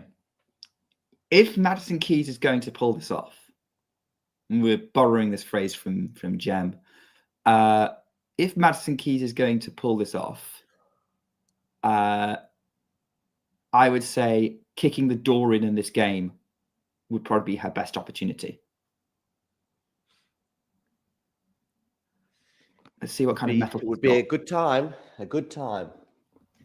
I don't recall her having a break point in this set. No, she hasn't. I don't think Sabalenka has either. Yeah, I was going to say. I think Sabalenka's got to 30 maybe once or twice, but yeah, that's a slow second serve for Madison to attack. It feels like she's slightly up in this point. Oh, no. She volley, but she's not going to do enough with that. And as a result, didn't do anything with it. It was up in the point there, and she continued to be up in the point up until that volley. The volley was not easy, let's say, but once that volley happened, then she was down in the point all of a sudden, and she was kind of a sitting duck. Nevertheless, she did get her frame on that, or it might have been the handle of the racket. Matthew, I am also impressed with how Keys has handled this match. Agree. Yeah, but the whole tournament, like she's definitely washing away a lot of assumptions people have made about her mentality. Nerlan, I would feel like it, but I don't know Madison, so I think it would probably be a bit inappropriate. If I knew her, sure. If it was Jaime Faria, then yeah, I probably would. I feel like I know him. You know, we exchange messages from time to time. Great forehand from Sabalenka. He's going to defend the net, gets the job done on the volley. 40 love. Biggest problem with that possibility, though, is I'm not sure Jaime's winning a Grand Slam. Hey, Jaime, prove me wrong. How old is he now? Huh? How old is he now? Oh, 21. So it's plenty of time. He needs that breakthrough coming this year. Well, he's sort of had a breakthrough now. Got his first main draw. Played Novak. Keys gets the returning play off the first serve, but Sabalenka does to Keys what Keys did to her earlier and just plays into the open space for a winner. And it's 4 games all. And now this final set is reaching the boil. No one can afford to slip up here. Right. The trophy is watching, waiting to find out who will be holding her. I don't want to disappoint you, Nick, but I think the trophy is an inanimate object. I've been watching too many Disney animated films. So 4-4. This was the scoreline that I sort of said at the end of that second set. Let's just get to 4-4, Maddie, and then see where we're at, you know. And here we are, 4-4. Both players holding serve with relative comfort. Let's see if Madison can continue that trend here at 4-4. New balls. Every service game here is a pressure service game. Oh, goodness me. And that was a pressure first serve there. Ghosty, just in time. Let's see how this goes. Yes. Backhand to backhand rally at the minute. In Keys, just that change of direction worked for her and yields a forced error. 15 love. Ghosty, can Maddie do it? I'm going to say yes. That's not the same thing as will she do it. But let's just say the margins are coming, for me, they're coming back. So if it was 60-40, I would say it was even maybe 70-30 at one point in Aryna's favor, just towards the end of that second set, beginning of the third. I then narrowed it to 60-40. It's now 55-45. That forehand is so heavy. Sabalenka struggled to do anything with it. Dumps it in the net. 30 love. Completely unscientific win predictor, but probably no less accurate than the win predictor itself. I mean, to be honest, yeah, that I would rather go with the John Silk win predicted than whatever win predicted they have at the slams. So 30 love. Oh, overplayed the volley. Keys overplayed the volley. It's 30-15. It was right at her and just had no control on it. So 30-15, but she's still in a healthy position. I don't know. Ghosty, my guess is probably 50-50, but I've got the sound down. So have I. Oh, Sabalenka's return clips the top of the net and drops back on her side, and Keys is relieved. 40-15. That was one of those hit the tape where you're watching it on TV and you're like, you don't know exactly whether which side of the net's going to drop. That's a let off each in this game. Second serve to try and close this out for Madison Keys. Yeah, because I think Keys gave Sabalenka a let off with that volley. Sabalenka gave Keys a let off with that return. Just drops in. Sabalenka attacks it. Keys is going to drop shot it. Sabalenka's going to come in and drop shot herself. Keys is going to go for the pass. And the pass forehand has gone in the net again. And it's 40-30. Yeah, it was a tricky pickup. Again, I think she should really be going down the line with that one. But anyway. Yeah, she's going for the easier shot. She didn't really... Looking at that slow-mo replay, that contact point was all wrong. Yeah. For me, she's just got to try and scoop that down the line. But she's quite a flat hitter, so it's a little trickier to do that. You know, she made it. She's got the game. 5-4. Aryna goes long with a return. 30 minutes on the clock, and this has kind of been the kind of set we were expecting. These two big serves, big hitting, great rallies. Guys, this might not happen again. I'm going to say it now. Madison Keys is a game away from a Grand Slam title. What was the score against Sloane Stephens? 6-3, 6-love. Oh, okay. It was not a good match. What happened? Do you remember? Because I don't remember that final. Keys got so tight and so nervous, and Sloane had been playing so well all tournament. Obviously, Sloane beaten Venus in a really tight 3-setter, and I think had a lot of more momentum behind her, I would say. It's been a long time. I don't think I've even seen that match, but the main thing was Keys came out and she was so nervous and didn't put up enough of a fight to deal with Sloane. This is like the complete opposite of what happened. Yeah. I wouldn't go as far as universally ghosty because there'll always be a few, but I certainly know what you mean in terms of Keys and Sab. I think they're fairly popular tennis players. Anyway, 4-5. Yep, Sabalenka serving to stay in the match in the championship. Oof, 4 points away from the title. It's still a long way, I know, especially when you're having backhand into the net. It's 3 points. Love 15. Oh, dearie me, John. Yes. Sabalenka has never. Did she serve to stay in the championship against Coco Gauff? Like, did Gauff break to win the title, or did I think she broke to win it? Yeah, I think Coco broke to win it. Coco was just breaking. I think that final set, was it 6-2, 6-1, something like that? Not quite that heavy, but it was 6. No, the third set didn't she win it to 2 or to 1? It was to 2, I think. Yeah. Yeah. Backhand to the backhand of Keys on second serve. Forehand. Oh, Keys went for that forehand screamer on the run and didn't make it. 15-all. Give Sabalenka a let off. But but good for her for going for it. She could have just gone cross court and would have been slightly down in the rally, but Sabalenka would have had some work to do. But yeah, I don't dislike the shot selection there. No, I don't. It wasn't far out. Probably only a 20 centimeters out, maybe. Forehand up inside. Oh, great play from Sabalenka from the mid-court. Yeah. Inside out forehand from the mid-court, 30-15. So yeah, if Sabalenka holds here, this will be the first time she's successfully served to stay in a championship. In a final. But has she ever been in the position to serve? Oh, well, because she did it with Coco, you said, yeah. I think Coco broke. Pretty sure that was I can remember the match point. Yeah. And I'm pretty sure that was Sabalenka was serving. Second serve coming up for Sabalenka. Against Rybakina, she was serving second, but she broke at around about 4-all, I think, and then she was serving forward 5-4. That's right. Great backhand up the line for a winner from Sabalenka, 40-15. This is officially going to be the closest deciding set she's ever played at a Grand Slam final. And of course, the Qin Wenjing final she was never really in under any real pressure in that one. No. And then the Pegula final was close for a straight setter, but there wasn't a lot of...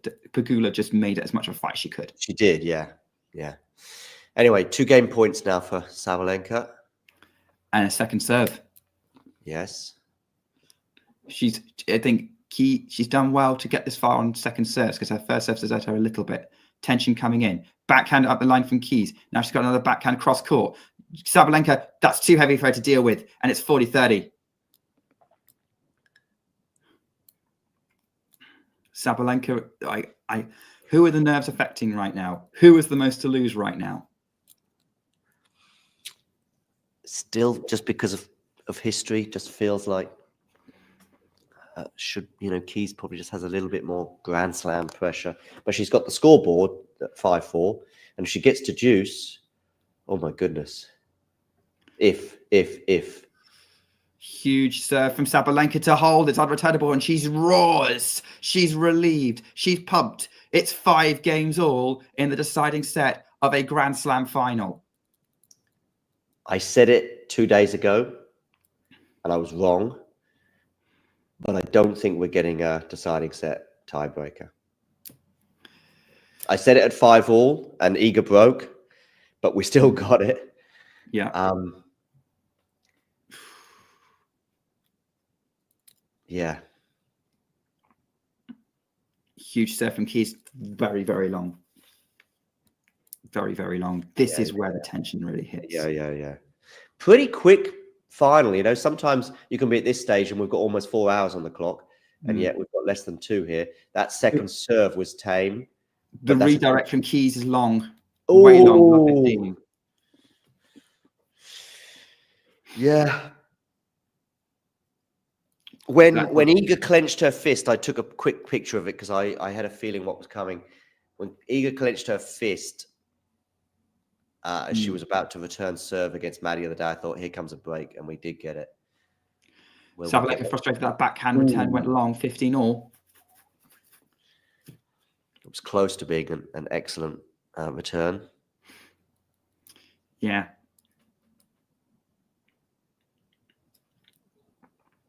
Huge serve from Keys gone long. Second serve. In fact, finding first serves in the ad court, but not the juice court. Tame second serve. Sabalenka attacks it. Oh, that's too good. Clips the baseline. 15-30 for a winner. Sabalenka 2 points from breaking here. Yeah, the second serve return, which was not happening for Sabalenka really in that first set, is certainly an effective weapon for her right now. Just sense that both of them are just trying to make whatever opportunities they can. It's nerves affecting both. Great first serve from Keys again, 30-all. She's finding it's still finding the first serve on the ad. Yeah, but in the juice court, she's hitting it way out on that first serve. I think she keeps going for T at the minute, which is interesting. See if it changes anything up.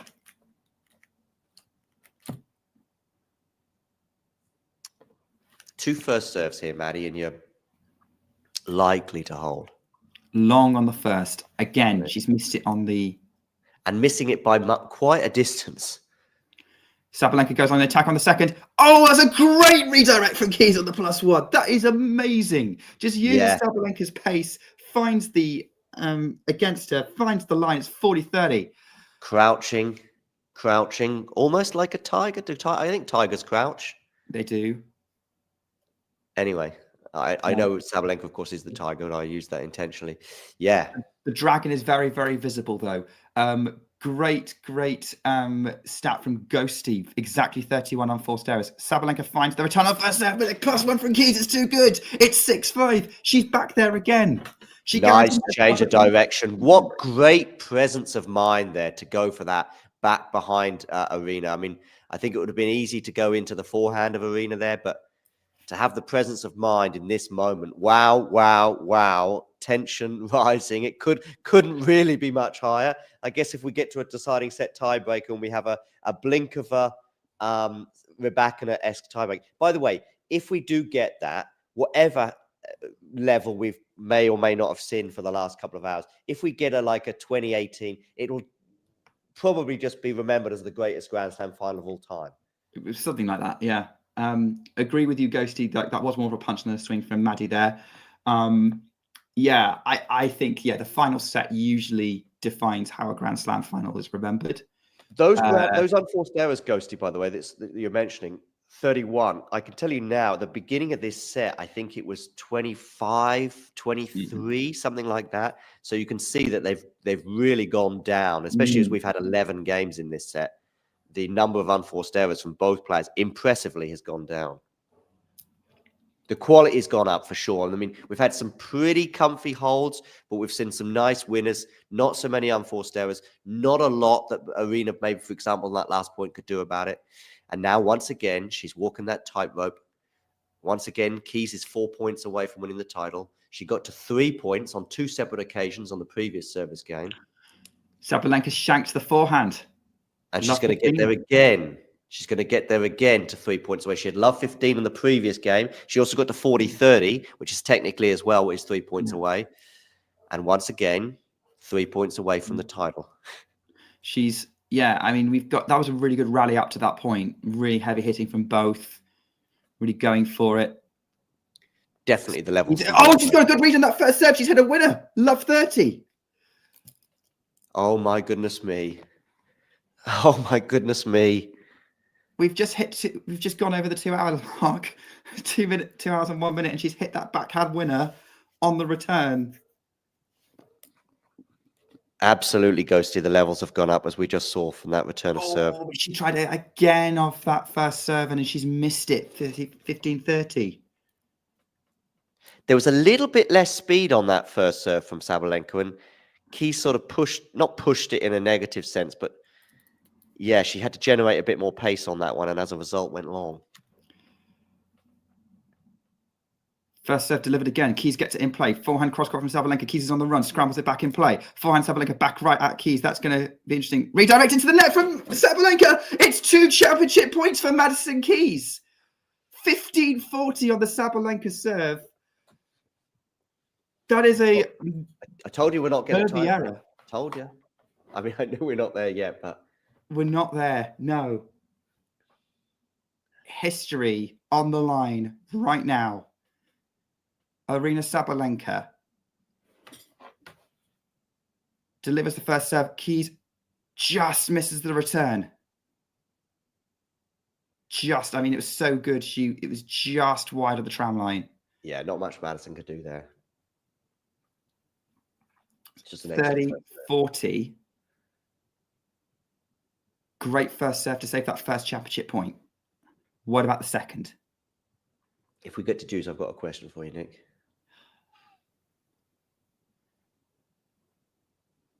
First serve delivered. Backhand in play from Keys. She's going to have a time on the forehand. Backhand Sabalenka right at Keys. She's going to have time inside. She's got a winner! Madison Keys is the Australian Open champion of 2024. With a winner! With a flat winner like that. That is, Sabalenka is furious. She's shouting at her team. But oh my word, Madison Keys wins the title in style with an inside-out forehand winner. Cool under pressure. She's beaten the world number 2. She's beaten the world number 1. And at this moment, at this time, Madison Keys is the best player in the world. What a moment, John. She's in tears. Sabalenka smashing rackets. I am so happy I did this final with you. Honestly, the emotions for me are similar, but maybe even more heightened than they were 2 years ago when Aryna got over that line. Aryna got over the line 2 years ago, and I wasn't sure that she'd ever get over the line, if I'm honest. But once she got over that line, of course, the floodgates have opened.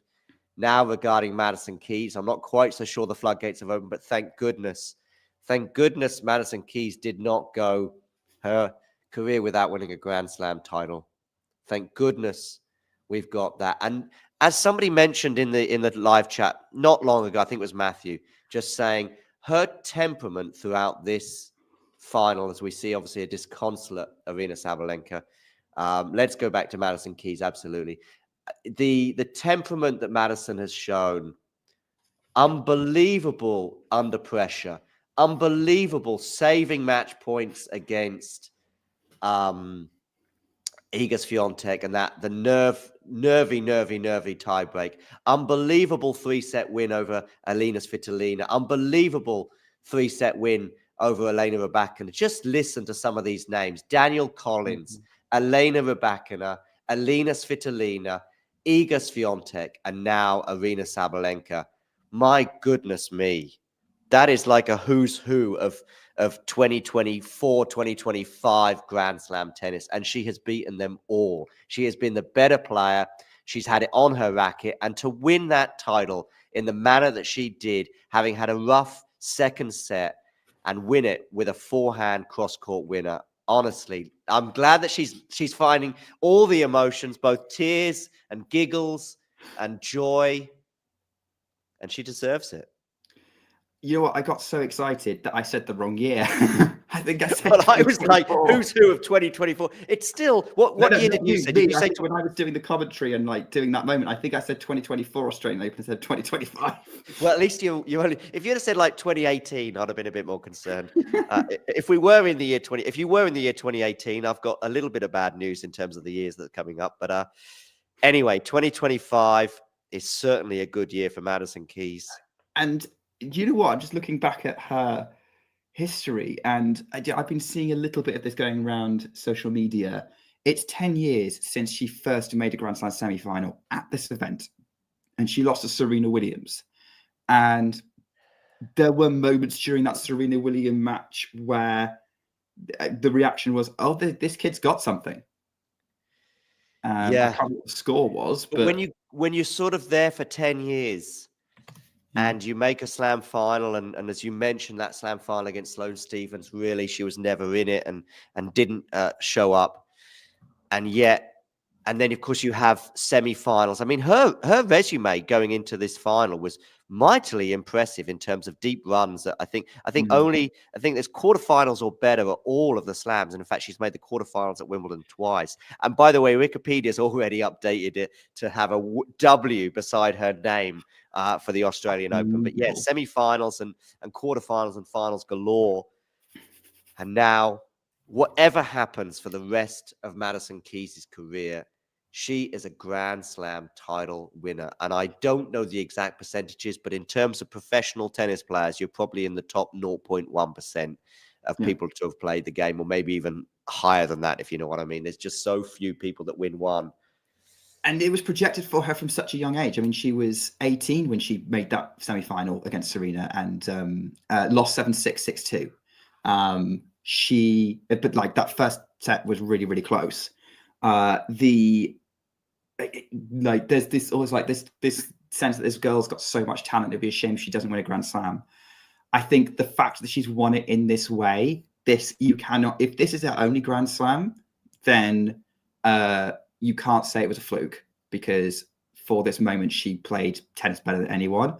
I am very excited. If this is the level she's bringing in 2025, watch out the rest of the tennis world, because I think Madison Keys is now in the conversation for every single Grand Slam right now.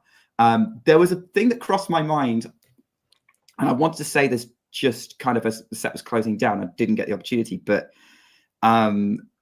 when Keys beat Swiatek, there was something in the back of my mind that was like, this is kind of like when Marat Safin beat Roger Federer in that 2005 Australian Open semi-final that was super close and ended up being one of the matches of that year.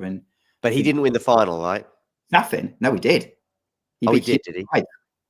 And that's interesting. And I think actually more people remember that semi-final than the final.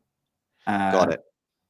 Even though with her, I mean, my goodness me, winning 7-5 in the third and 7-6 against the two best players in the world. And I mean, two of the best players to pick up a racket. I don't think I'm getting too carried away. I think when Aryna Sabalenka and Iga Swiatek's careers come to a close, they'll be in the probably top 10, top 15 Grand Slam tallies, if you like. I don't know where they rank right now, but they're probably in the top 20, top 25.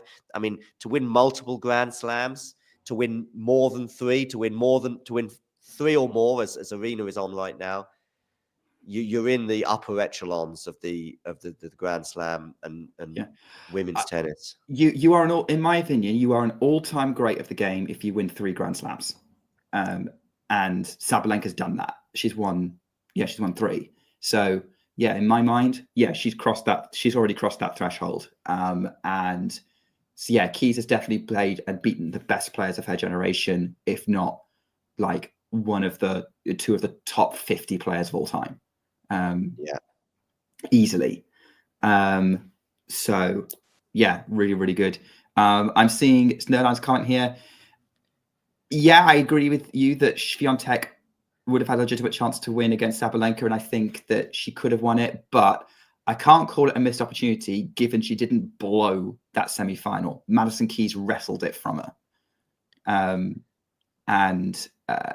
Yeah, I think. I mean, ifs, buts, and maybes. I think exactly.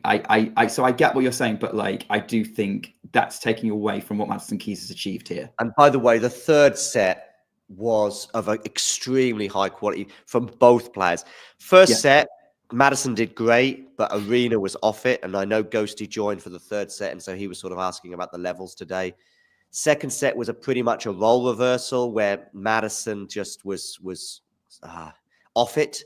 And Aryna was okay, but I still think Aryna had margins for improvement. But both brought it in that third set. Both served excellently. Both performed under pressure. It's why we got to 5-all. I think I don't think we had a break point until that 5-6 game. I think what I found from this is what my kind of observation is slightly different to yours, is that the levels were different, but my reasoning for it would be Saba had a slow start, Keys had a great start, and then Sabalenka was struggling was having to make the jump to get on Keys's level, which he did in the second set, and then Keys had to adjust to the level Sabalenka was bringing in. It took her a while to do that. By the time both had adjusted to each other's levels, we were in a third set, and that's when we got something special. Vance here saying, can't think of someone more deserving of a Grand Slam title. One of the greatest runs to a major title in history. Just absolutely outstanding. He's blown away. Overcoming serious scar tissue. By the way, in Strasbourg last year, I asked her about those missed opportunities. And she obviously wasn't too keen on that. But I was trying to get inside the mind of a Grand Slam tennis player, and wow, I'm just so pleased for her. So pleased for her. Honestly, there's still a couple of other storylines I'd like to round off in women's tennis, and one of them is a Wimbledon finalist on a couple of occasions, and also a US Open finalist. And there's another one who was just a couple of games away from winning the French Open title a couple of years ago. But we're seeing some koalas right now. Okay, we're seeing some sort of. I think this trophy's been on a tour. It looks like I'm guessing it's sort of Melbourne and near Melbourne, despite we're seeing some different scenery there. I don't think it's been around the country, but I could be wrong.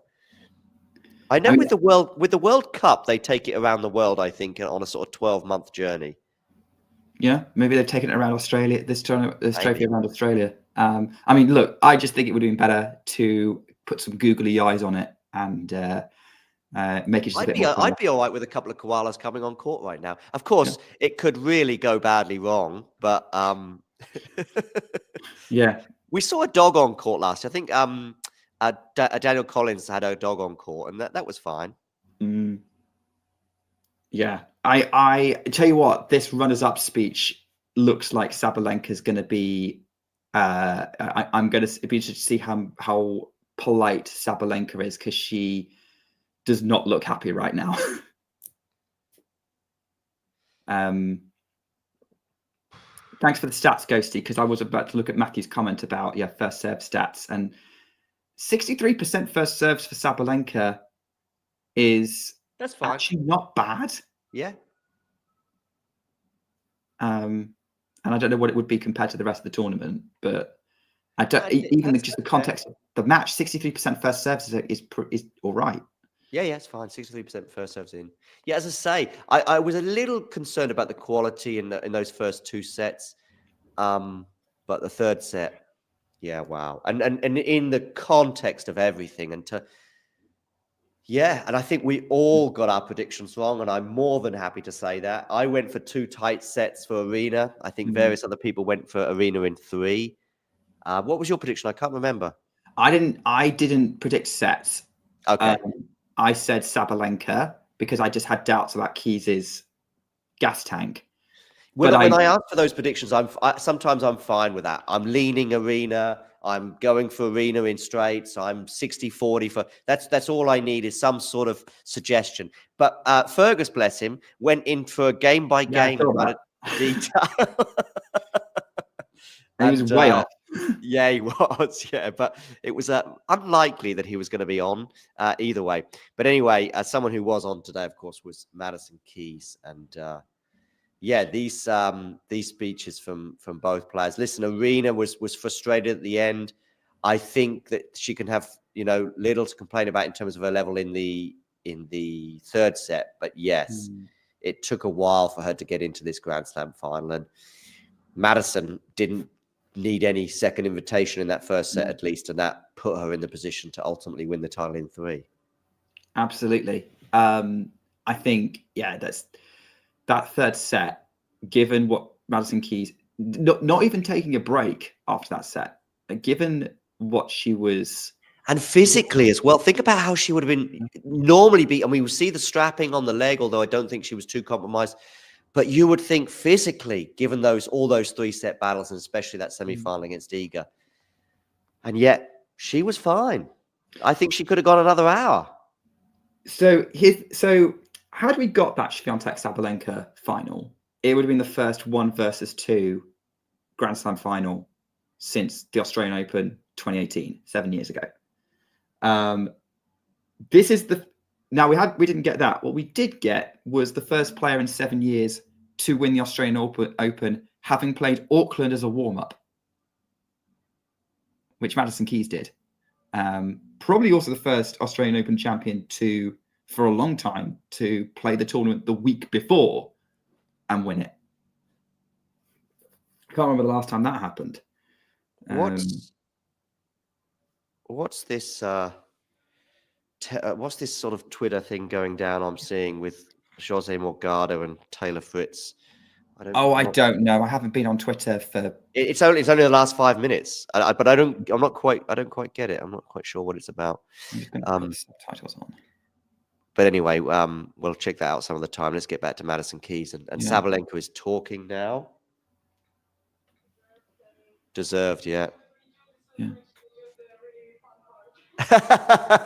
Enjoy the celebration, which is obviously a fun part, and she knows only too well.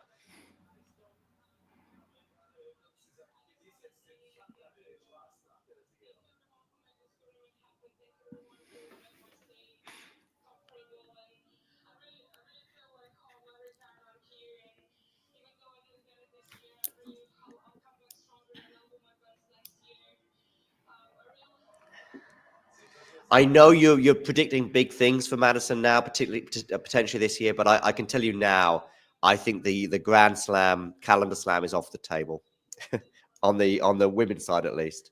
Yeah, no, I was not going to go for that. I mean, I was never predicting it anyway, but there's one player on the tour right now, and it is Aryna Sabalenka, who is there or thereabouts at the 4. The French is obviously the furthest away from me in many respects, although I know she's not been in a Wimbledon semi-final for a couple of years, but of course that was because she was injured last year. Yeah, I think. I mean, Sabalenka looks like she's kind of got herself together a little bit for this speech, which is good. I guess it's like the tennis that Keys has played. The big question is that going to get repeated? Is this a hot streak, amazing tournament?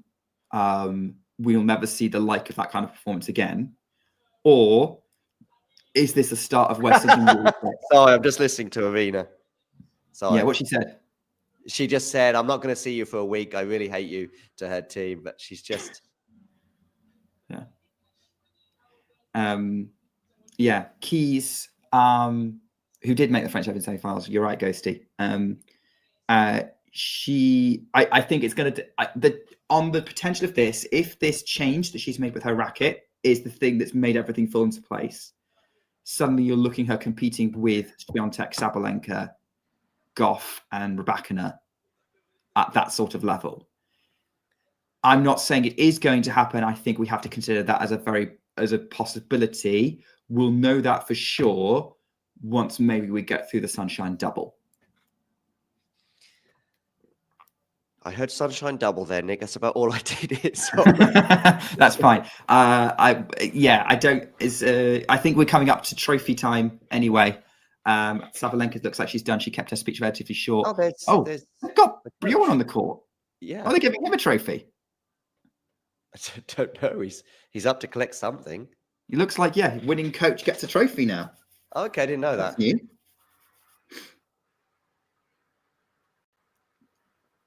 They've got to make extra space in the cupboard for the silverware.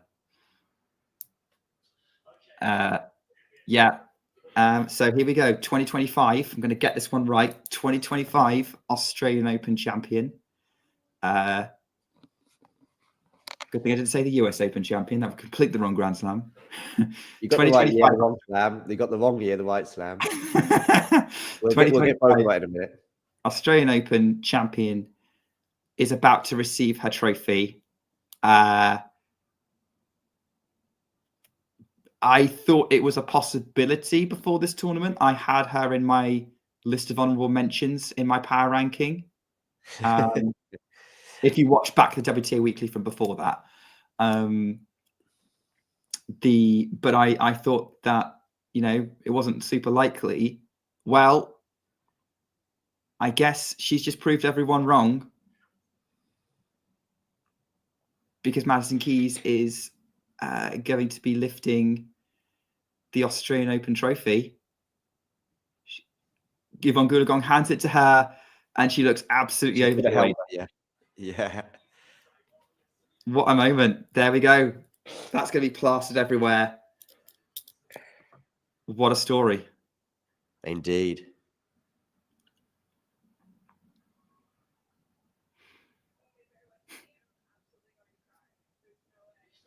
What's she saying? Bear with me, because I'm probably going to cry. Is that you or Madison? Oh, well, we're both a bit emotional, but she's just even a bit more emotional than me.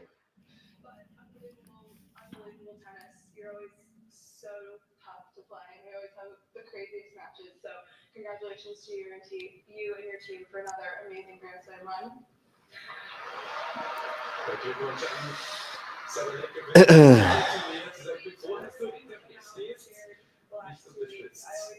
Are we getting a German translation as well? Yeah, you are, yeah. Okay. To now won my first Grand Slam in the same place means the absolute world to me. Yeah. Every single tournament and every single time we play here in Melbourne. Thank you, all the sponsors, all the ball kids, Craig, Wayne, all the WTA staff, the physios that hold us together with tape. Thanks to the physios who hold us together with tape. and her leg was very well taped up during that. Yes, it was. Yeah. I've wanted this for so long.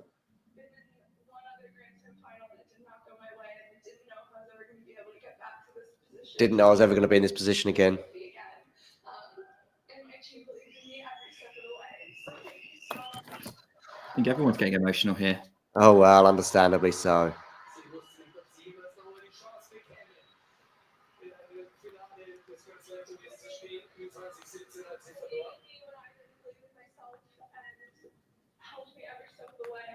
Last year was so tough with some really bad injuries, and I didn't know if I was going to be able to do it again. And to be here and have this trophy, and also be able to do it with my husband, who is kind of dazed and confused over there. I love you all so much, and I cannot wait for more. And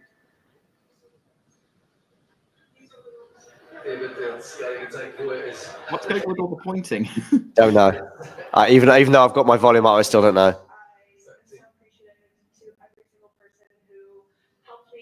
Continue to believe in myself, push on to achieve this dream, and thank you so much, and I cannot wait to see you all next year. Thank you so much, and see you all next year. Yes, indeed. What a moment that's going to be for walking out as a defending champion. But that's a year away. I think she should definitely enjoy this moment. I think we're all enjoying this moment, to be honest. I think everyone is. I mean, listen, Sabalenka's and her team maybe a little less so, but I think even they. Sabalenka's speech was really nice. I thought was obviously she'll be hurting right now, and you know, she's had this emotion before, obviously in New York. But she's a winner. She'll be back. She's winning more Grand Slams. I'm telling you that now. Aryna Sabalenka, this is not the end of her story for sure. But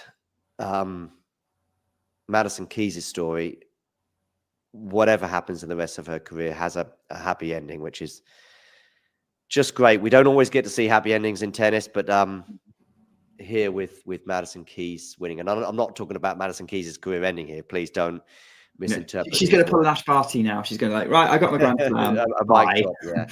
No, I mean, she said see you next year. Bartley. She's going to be going deep at Slam. She's going to be a threat.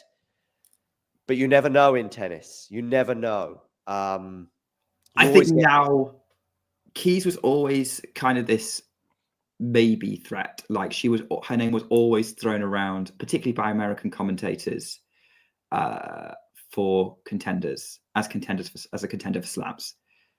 She is now officially a serious contender at every slam she plays. And I am including the French. Yeah, but you never know.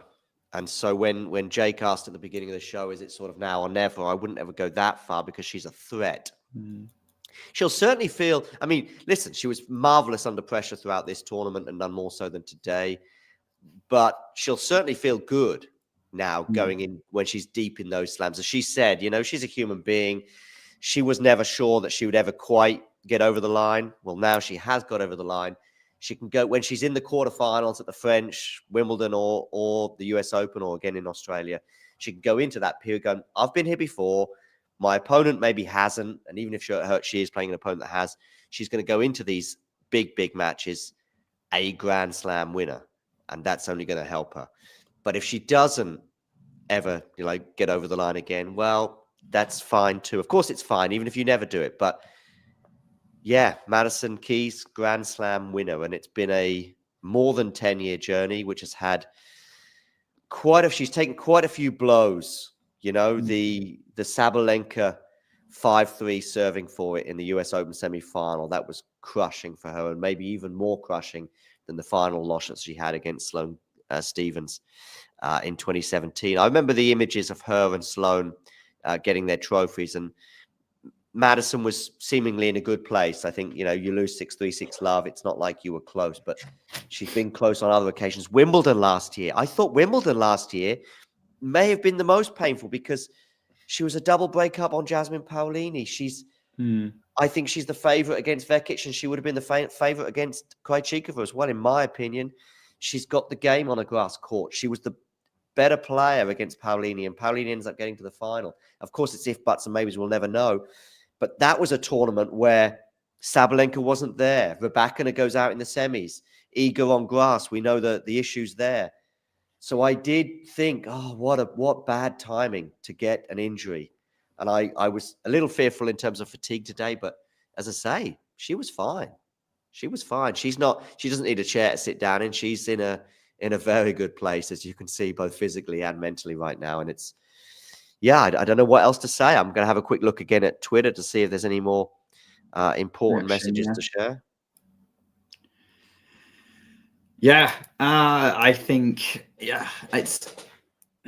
it's nice to see that there's been a few players, like when we've had first-time Grand Slam champions, there's always been a wonder whether they could ever do it. Some of them are young enough that we knew it was inevitable, like Coco Gauff. to a certain extent, Iga Świątek, because there was some fuss being made about her. Naomi Osaka, Bianca Andreescu was starting to do things when she won hers. Then you've got the ones who really catch you by surprise, like a Sofia Kenin or a Barbora Krejcikova or Emma Raducanu. But sometimes you get a Grand Slam champion where you just know when they win the first one, yeah, that feels right. We had that with Aryna a couple of years ago, when Wozniacki finally got over the line 7 years ago, referring to that match again, Halep at the French following Slam. This is in that kind of category of, yeah, this feels right. But I think what makes this special, as we've said over and over again, is not just who won, and the story there, and who Madison Keys is, but also how she won it. She didn't need the top seeds to have a bad day, or have bad tournaments, or drop out early. She went out and she beat them herself. The complete opposite of a draw opening up. It was a draw closing up, which I don't think is a term, but you know what I mean. I can't. It's an interesting point, and I think it's a fair point, because I am finding the WTA fascinating, exciting, enthralling, and dramatic, and some great stories, and some heartache, and some great Grand Slam finals. Just in terms of on the men's side, when was the last time we had a surprising winner? And when I say surprising, of course, Madison Keys is a top 20 player. She's been in a Grand Slam final before. But the fact that she wasn't, and rightly so, by the way, in many people's power rankings, including yours, she's definitely in the surprising win category. Coco was on a good run, but still there was an element of surprise in her ultimately winning that final, especially as she was down a set to Aryna Sabalenka 2023.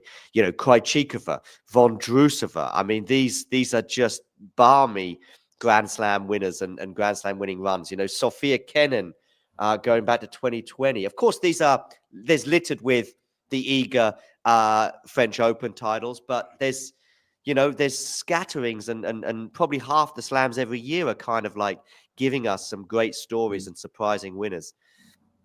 I'm just going to go back to last year. Could you say Alcaraz winning either of those two titles was surprising? Of course not. Jannik Sinner, no. Even though it was inevitable Sinner was going to win a slam. Pardon? It was inevitable that Sinner was going to win a slam. Yeah, right. But also, he was probably in the top 2 or 3 favorites to win the Australian Open last year. Of course, he was probably the number 1 favorite to win in New York. But it wasn't. Although he hadn't won a slam before, he was there or thereabouts. So then you go back to 23. Djokovic, of course, any Grand Slam he wins is probably never a surprise. So Alcaraz winning Wimbledon, yes, he was the underdog in the final, but he was probably second favorite going into that one. And yeah, I guess can we call Rafa's win in 2022 a surprise? I certainly was surprised that he won it, particularly in the manner he did. Has there been a sort of dramatic? Yes, we had a dramatic Wimbledon final, but as I say, Alcaraz winning. I can't think of many in the last 3 years that have been that surprising. No, not in the last 3 years. I think the last genuine surprise slam champion, Marin Cilic. Wow, that's a long time ago. 2014. I guess for this though, it's different, because again, Madison Keys is not the biggest surprise you could have had winning a slam. It wasn't like Krejcikova when she won it, or Vondrousova. Although I do say that Vondrousova, it was a surprise which slam she won. I do think that I wasn't surprised that she won one. Yeah, but she wasn't. Listen, 2 weeks ago. But like 2 weeks before, she wasn't, like, she was barely playing and whatnot. Like, yeah, she'd been barely playing and whatnot. But anyway, but I was thinking about Madison Keys 2 weeks ago. Yeah, it wasn't seen as that likely. Wasn't seriously being talked about. And I guess then what we're going to end up in, I'm predicting this is how it's going to go down on Twitter, is this is now going to go into a whole argument over whether this is down to the depth of talent of the field that we get these stories coming through, or the quote weakness of the players who are at the top who let these opportunities slip by and don't dominate. I would say that given what Madison Keys showed this last couple of weeks, it's the former, not the latter. Especially given how well Iga played in the semi and how well Aryna played once she got going in this match. Yeah. I mean, actually, for Aryna, I was thinking about this, like, if she was to look back and go, what went wrong, other than Keys playing really, really well, the only thing that she could have said that really she could have controlled was how she started the match. Yeah, it's a slow start. Yeah. The slow start ultimately set her on this path. Yep. But she could still have rescued it. She nearly did, of course, but it was the slow start. It was, it was, even though she went up that break at around about 2-1 in the second set. I think it was Madison's second service game when Sabalenka broke her. The tennis wasn't there really from Aryna until either, you could say, halfway through that second set, or for me, probably not even until the third set. The unforced error count was too high, but it went right down. I mean, I don't know what it ended up at, but I know Ghosty, when he said it was 31 all, and I think that was around about 6-5. I'm just seeing that forehand winner again. I mean, it's so nice because, yeah, that's less than a 50-50 for me. That forehand winner on championship point, probably 6 times out of 10 that goes in the net, and then you're at deuce, and then you're probably looking at a third set tiebreaker. And yeah, I would have made Aryna favorite going into that tiebreaker, especially if she had to save two championship points en route. So, especially how nip and tuck it had been, right? You would have thought Aryna, with her experience, I was leaning Aryna throughout to varying degrees, even though she was serving second, because of the pedigree, because of she's been here before, because of the history that both players have, both recent and decade long in the situation with Madison. Just everything was just, it was never closer than, it was never more than, I was never leaning at Madison Keys at any point in that third set. I was sort of 55-45 for Aryna. I was 60-40, even though she was behind on the scoreboard throughout. And yeah, but Sam, I'm fine. And I think people get confused with making a prediction and what we want to happen. People, I can make a prediction that says, Alcaraz is winning the French Open, or Aryna Sabalenka is winning, or Iga Swiatek winning. That's a prediction. That's me going, I think this will happen. Do I want it to happen? I predict Manchester United to not win the league most years, and that's understandable. Do I want that to happen? Of course I don't. I want Man United to win the league every year. Am I going to predict that we're going to win the league from 13th in the table? No, we're not. Even though it's still mathematically possible. Does that mean I'm down on my team? Well, yeah, it probably does. But anyway, who's this? Oh, Belinda Bencic on my TV for some reason. Yeah. But anyway, back to the real stuff. I found this stat. I've gone on the Australian Open website. This is the source. The match ended, Madison Keys, 33 unforced errors. Aryna Sabalenka, 31. There you go. So she stayed at 31, even though she ended up losing the match. But that's the reason why that's not a remarkable stat until you know that I think it was 25 for Aryna. So I think, if I'm right, and the stats were right at the end of that second set, she only made 6 unforced errors in 12 games. Oh, I've just had... Hang on. I just need to have a look at this. Hold on. I've just looked at total points won because I wanted to see what proportion of the match ended up being unforced errors. Go on. Oh, I've got this the one around. Sorry. It's 33 Sabalenka, 31 Keys. It's the other way around. So 8 unforced errors in that third set. I mean, that's as good as you're going to get for a player as aggressive as Aryna Sabalenka as well. Yeah. So no issues there for me and Madison as well to go. I think it sounds like they were both 8 because I think there was 2 in it as well. I think that both 8 unforced errors from both players in that third set, which, given the aggression they were playing with, and given, as you saw from the championship point, the way Madison took that on. I wonder if she was championship point down, because I think it's a different mentality. And I've spoken about this a lot before, that when you're you're walking that nervous tightrope, potentially losing the title compared to the nervous tightrope of potentially winning it is very different. And I wonder if she was championship point down, does she take that on? I'm not so sure. By the way, point up, yes. Total points won in that match. Keys 92, Sabalenka 91. 92-91. Yeah.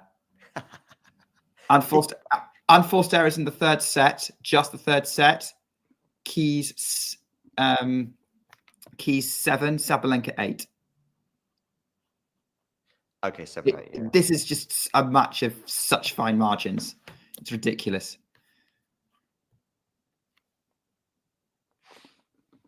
So 123 points, 1, 2, 3. Yeah. That's which means that, of course, looking at this, 34.9 if you round up to 35% of the points in this match ended in an unforced error, which is actually pretty high, according to Infosys, who do the Australian Open stats. So, of course, we do have WTA Weekly still to come. What time? For me, this is. I'm pretty much free all afternoon, Nick. But for me, sort of earlier the better. Not Same. like a me. Okay, good.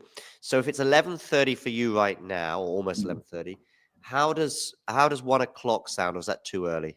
I can do that. Yeah, go and get some water and whatnot and come back. I'm going to go get some lunch. Having said that, if it's you and me doing WTA Weekly, we could just tape what we just did as the post-match. Yeah, we could. That out, that would be WTA Weekly. And that is great. Although, of course, just so people who are tuning in, who maybe never tuned in to WTA Weekly before, particularly after a slam, what we sort of tend to do, and I like this, we sort of work our way back through the draw with sort of 5 minutes on each player, if you like. You know, what does this mean for Madison Keys? What does this mean for Aryna Sabalenka, Swiatek, and so on? We tend to get to about 8. We sort of get about 7 or 8 obvious players, the ones that made the quarters and beyond. If there was a shocking first round loss, for example, if we did one post French Open, ladies and gentlemen, and Iga Swiatek went out in the first round, I think we would still dedicate at least 5 minutes to Iga because that would be arguably the biggest story of the French Open, no matter who went on to win it. I've got a terrible note I've been making so far, so and start again. But yeah, I mean, to be honest, we're going to end up repeating ourselves when talking about Keys. Let's be honest, but. We'll try. I know we went a bit. We did go quite a bit big picture with her, but I'm sure we'll try and go even bigger picture. And I think it's a nice. For me, it's 50-50. Well, I won't want to go into too much detail because I'll probably keep my powder dry. But I'm just going to sort of leave this out there. I think it's 50-50 that Madison wins another Grand Slam. I don't know how that stat sounds to you, Nick. I think I'd agree with that. I think she's got a better chance of winning another Grand Slam than most other Grand Slam champions in the draw, with the exception of some people we've already mentioned. She's a threat everywhere. The thing is, by the way, in a way, it's gone up for her. If she'd lost today and you'd have pushed me and said, John, is she ever winning a Grand Slam? I would have just leaned a little bit, or maybe even more. I'd have gone like 30 or 40% chance that she wins a Grand Slam. But now with that belief that she can take into other tournaments, that she can just go into it and just come out all guns blazing, and you know, it matters. Of course it matters. But yeah, now she might win another one. And she's a threat. She's a threat at every slam. It's not like, you know, even Iga right now, there's some people would say that she's not a threat at Wimbledon. I think that one day she will be, but she's yet to make a semis there. Whereas, you know, Madison, okay, she's only ever made a quarters there, but you know, her grass court game is really, really good. And Madison Keys right now, if it was tomorrow on a grass court, Madison Keys against Iga Swiatek, I would make her favorite. Just seeing Aryna Sabalenka backstage now in the gym. She's smashing any rackets? No, she's not. I remember talking to Gavin about this. It was actually Gavin who brought this up, and he wasn't particularly happy with that footage, which was, I think, from New York in 23 coming out. And I agree with him. I think there's a lot of the backstage stuff that is fun. I think Australia goes a bit, of course, we're talking about Australia now, and I'm referring to New York in terms of Australia's got a lot of cameras. I just want to interrupt you. Ghosty, before you go, thank you so much for the $25. Oh, thanks, Ghosty. Like, really, really appreciate it. And the whole team appreciates how much you love us. Yes, indeed. And we'll be back soon. But I do think, with the danger of potentially repeating ourselves at WTA Weekly, and as you say, there's probably not many more questions left. But I'll probably look at some of their post-match comments as well in terms of the press conferences, which will probably come out in the next hour or so. I'll ask you what they said then. Yeah, we might have something to reflect on there. If Madison Keys announces her retirement, that would, or if either player announces their retirement, or any player, not that I'm ushering anyone into retirement, but if they do, that'll give us a nice headline to put to WTA Weekly. But in the meantime, Nick, enjoy your lunch. I will enjoy mine, and we'll be back in about an hour and a half. So sounds good. Looking forward to it. Thanks everyone for watching with us, guys. I'll see out this one, and then you can see out WTA Weekly. So on that note, Nick, thank you very much, and to everybody else, you know the drill. If you enjoyed this video, make sure you hit that like button. Don't forget to subscribe and click that notification bell so you don't miss out on all things tennis.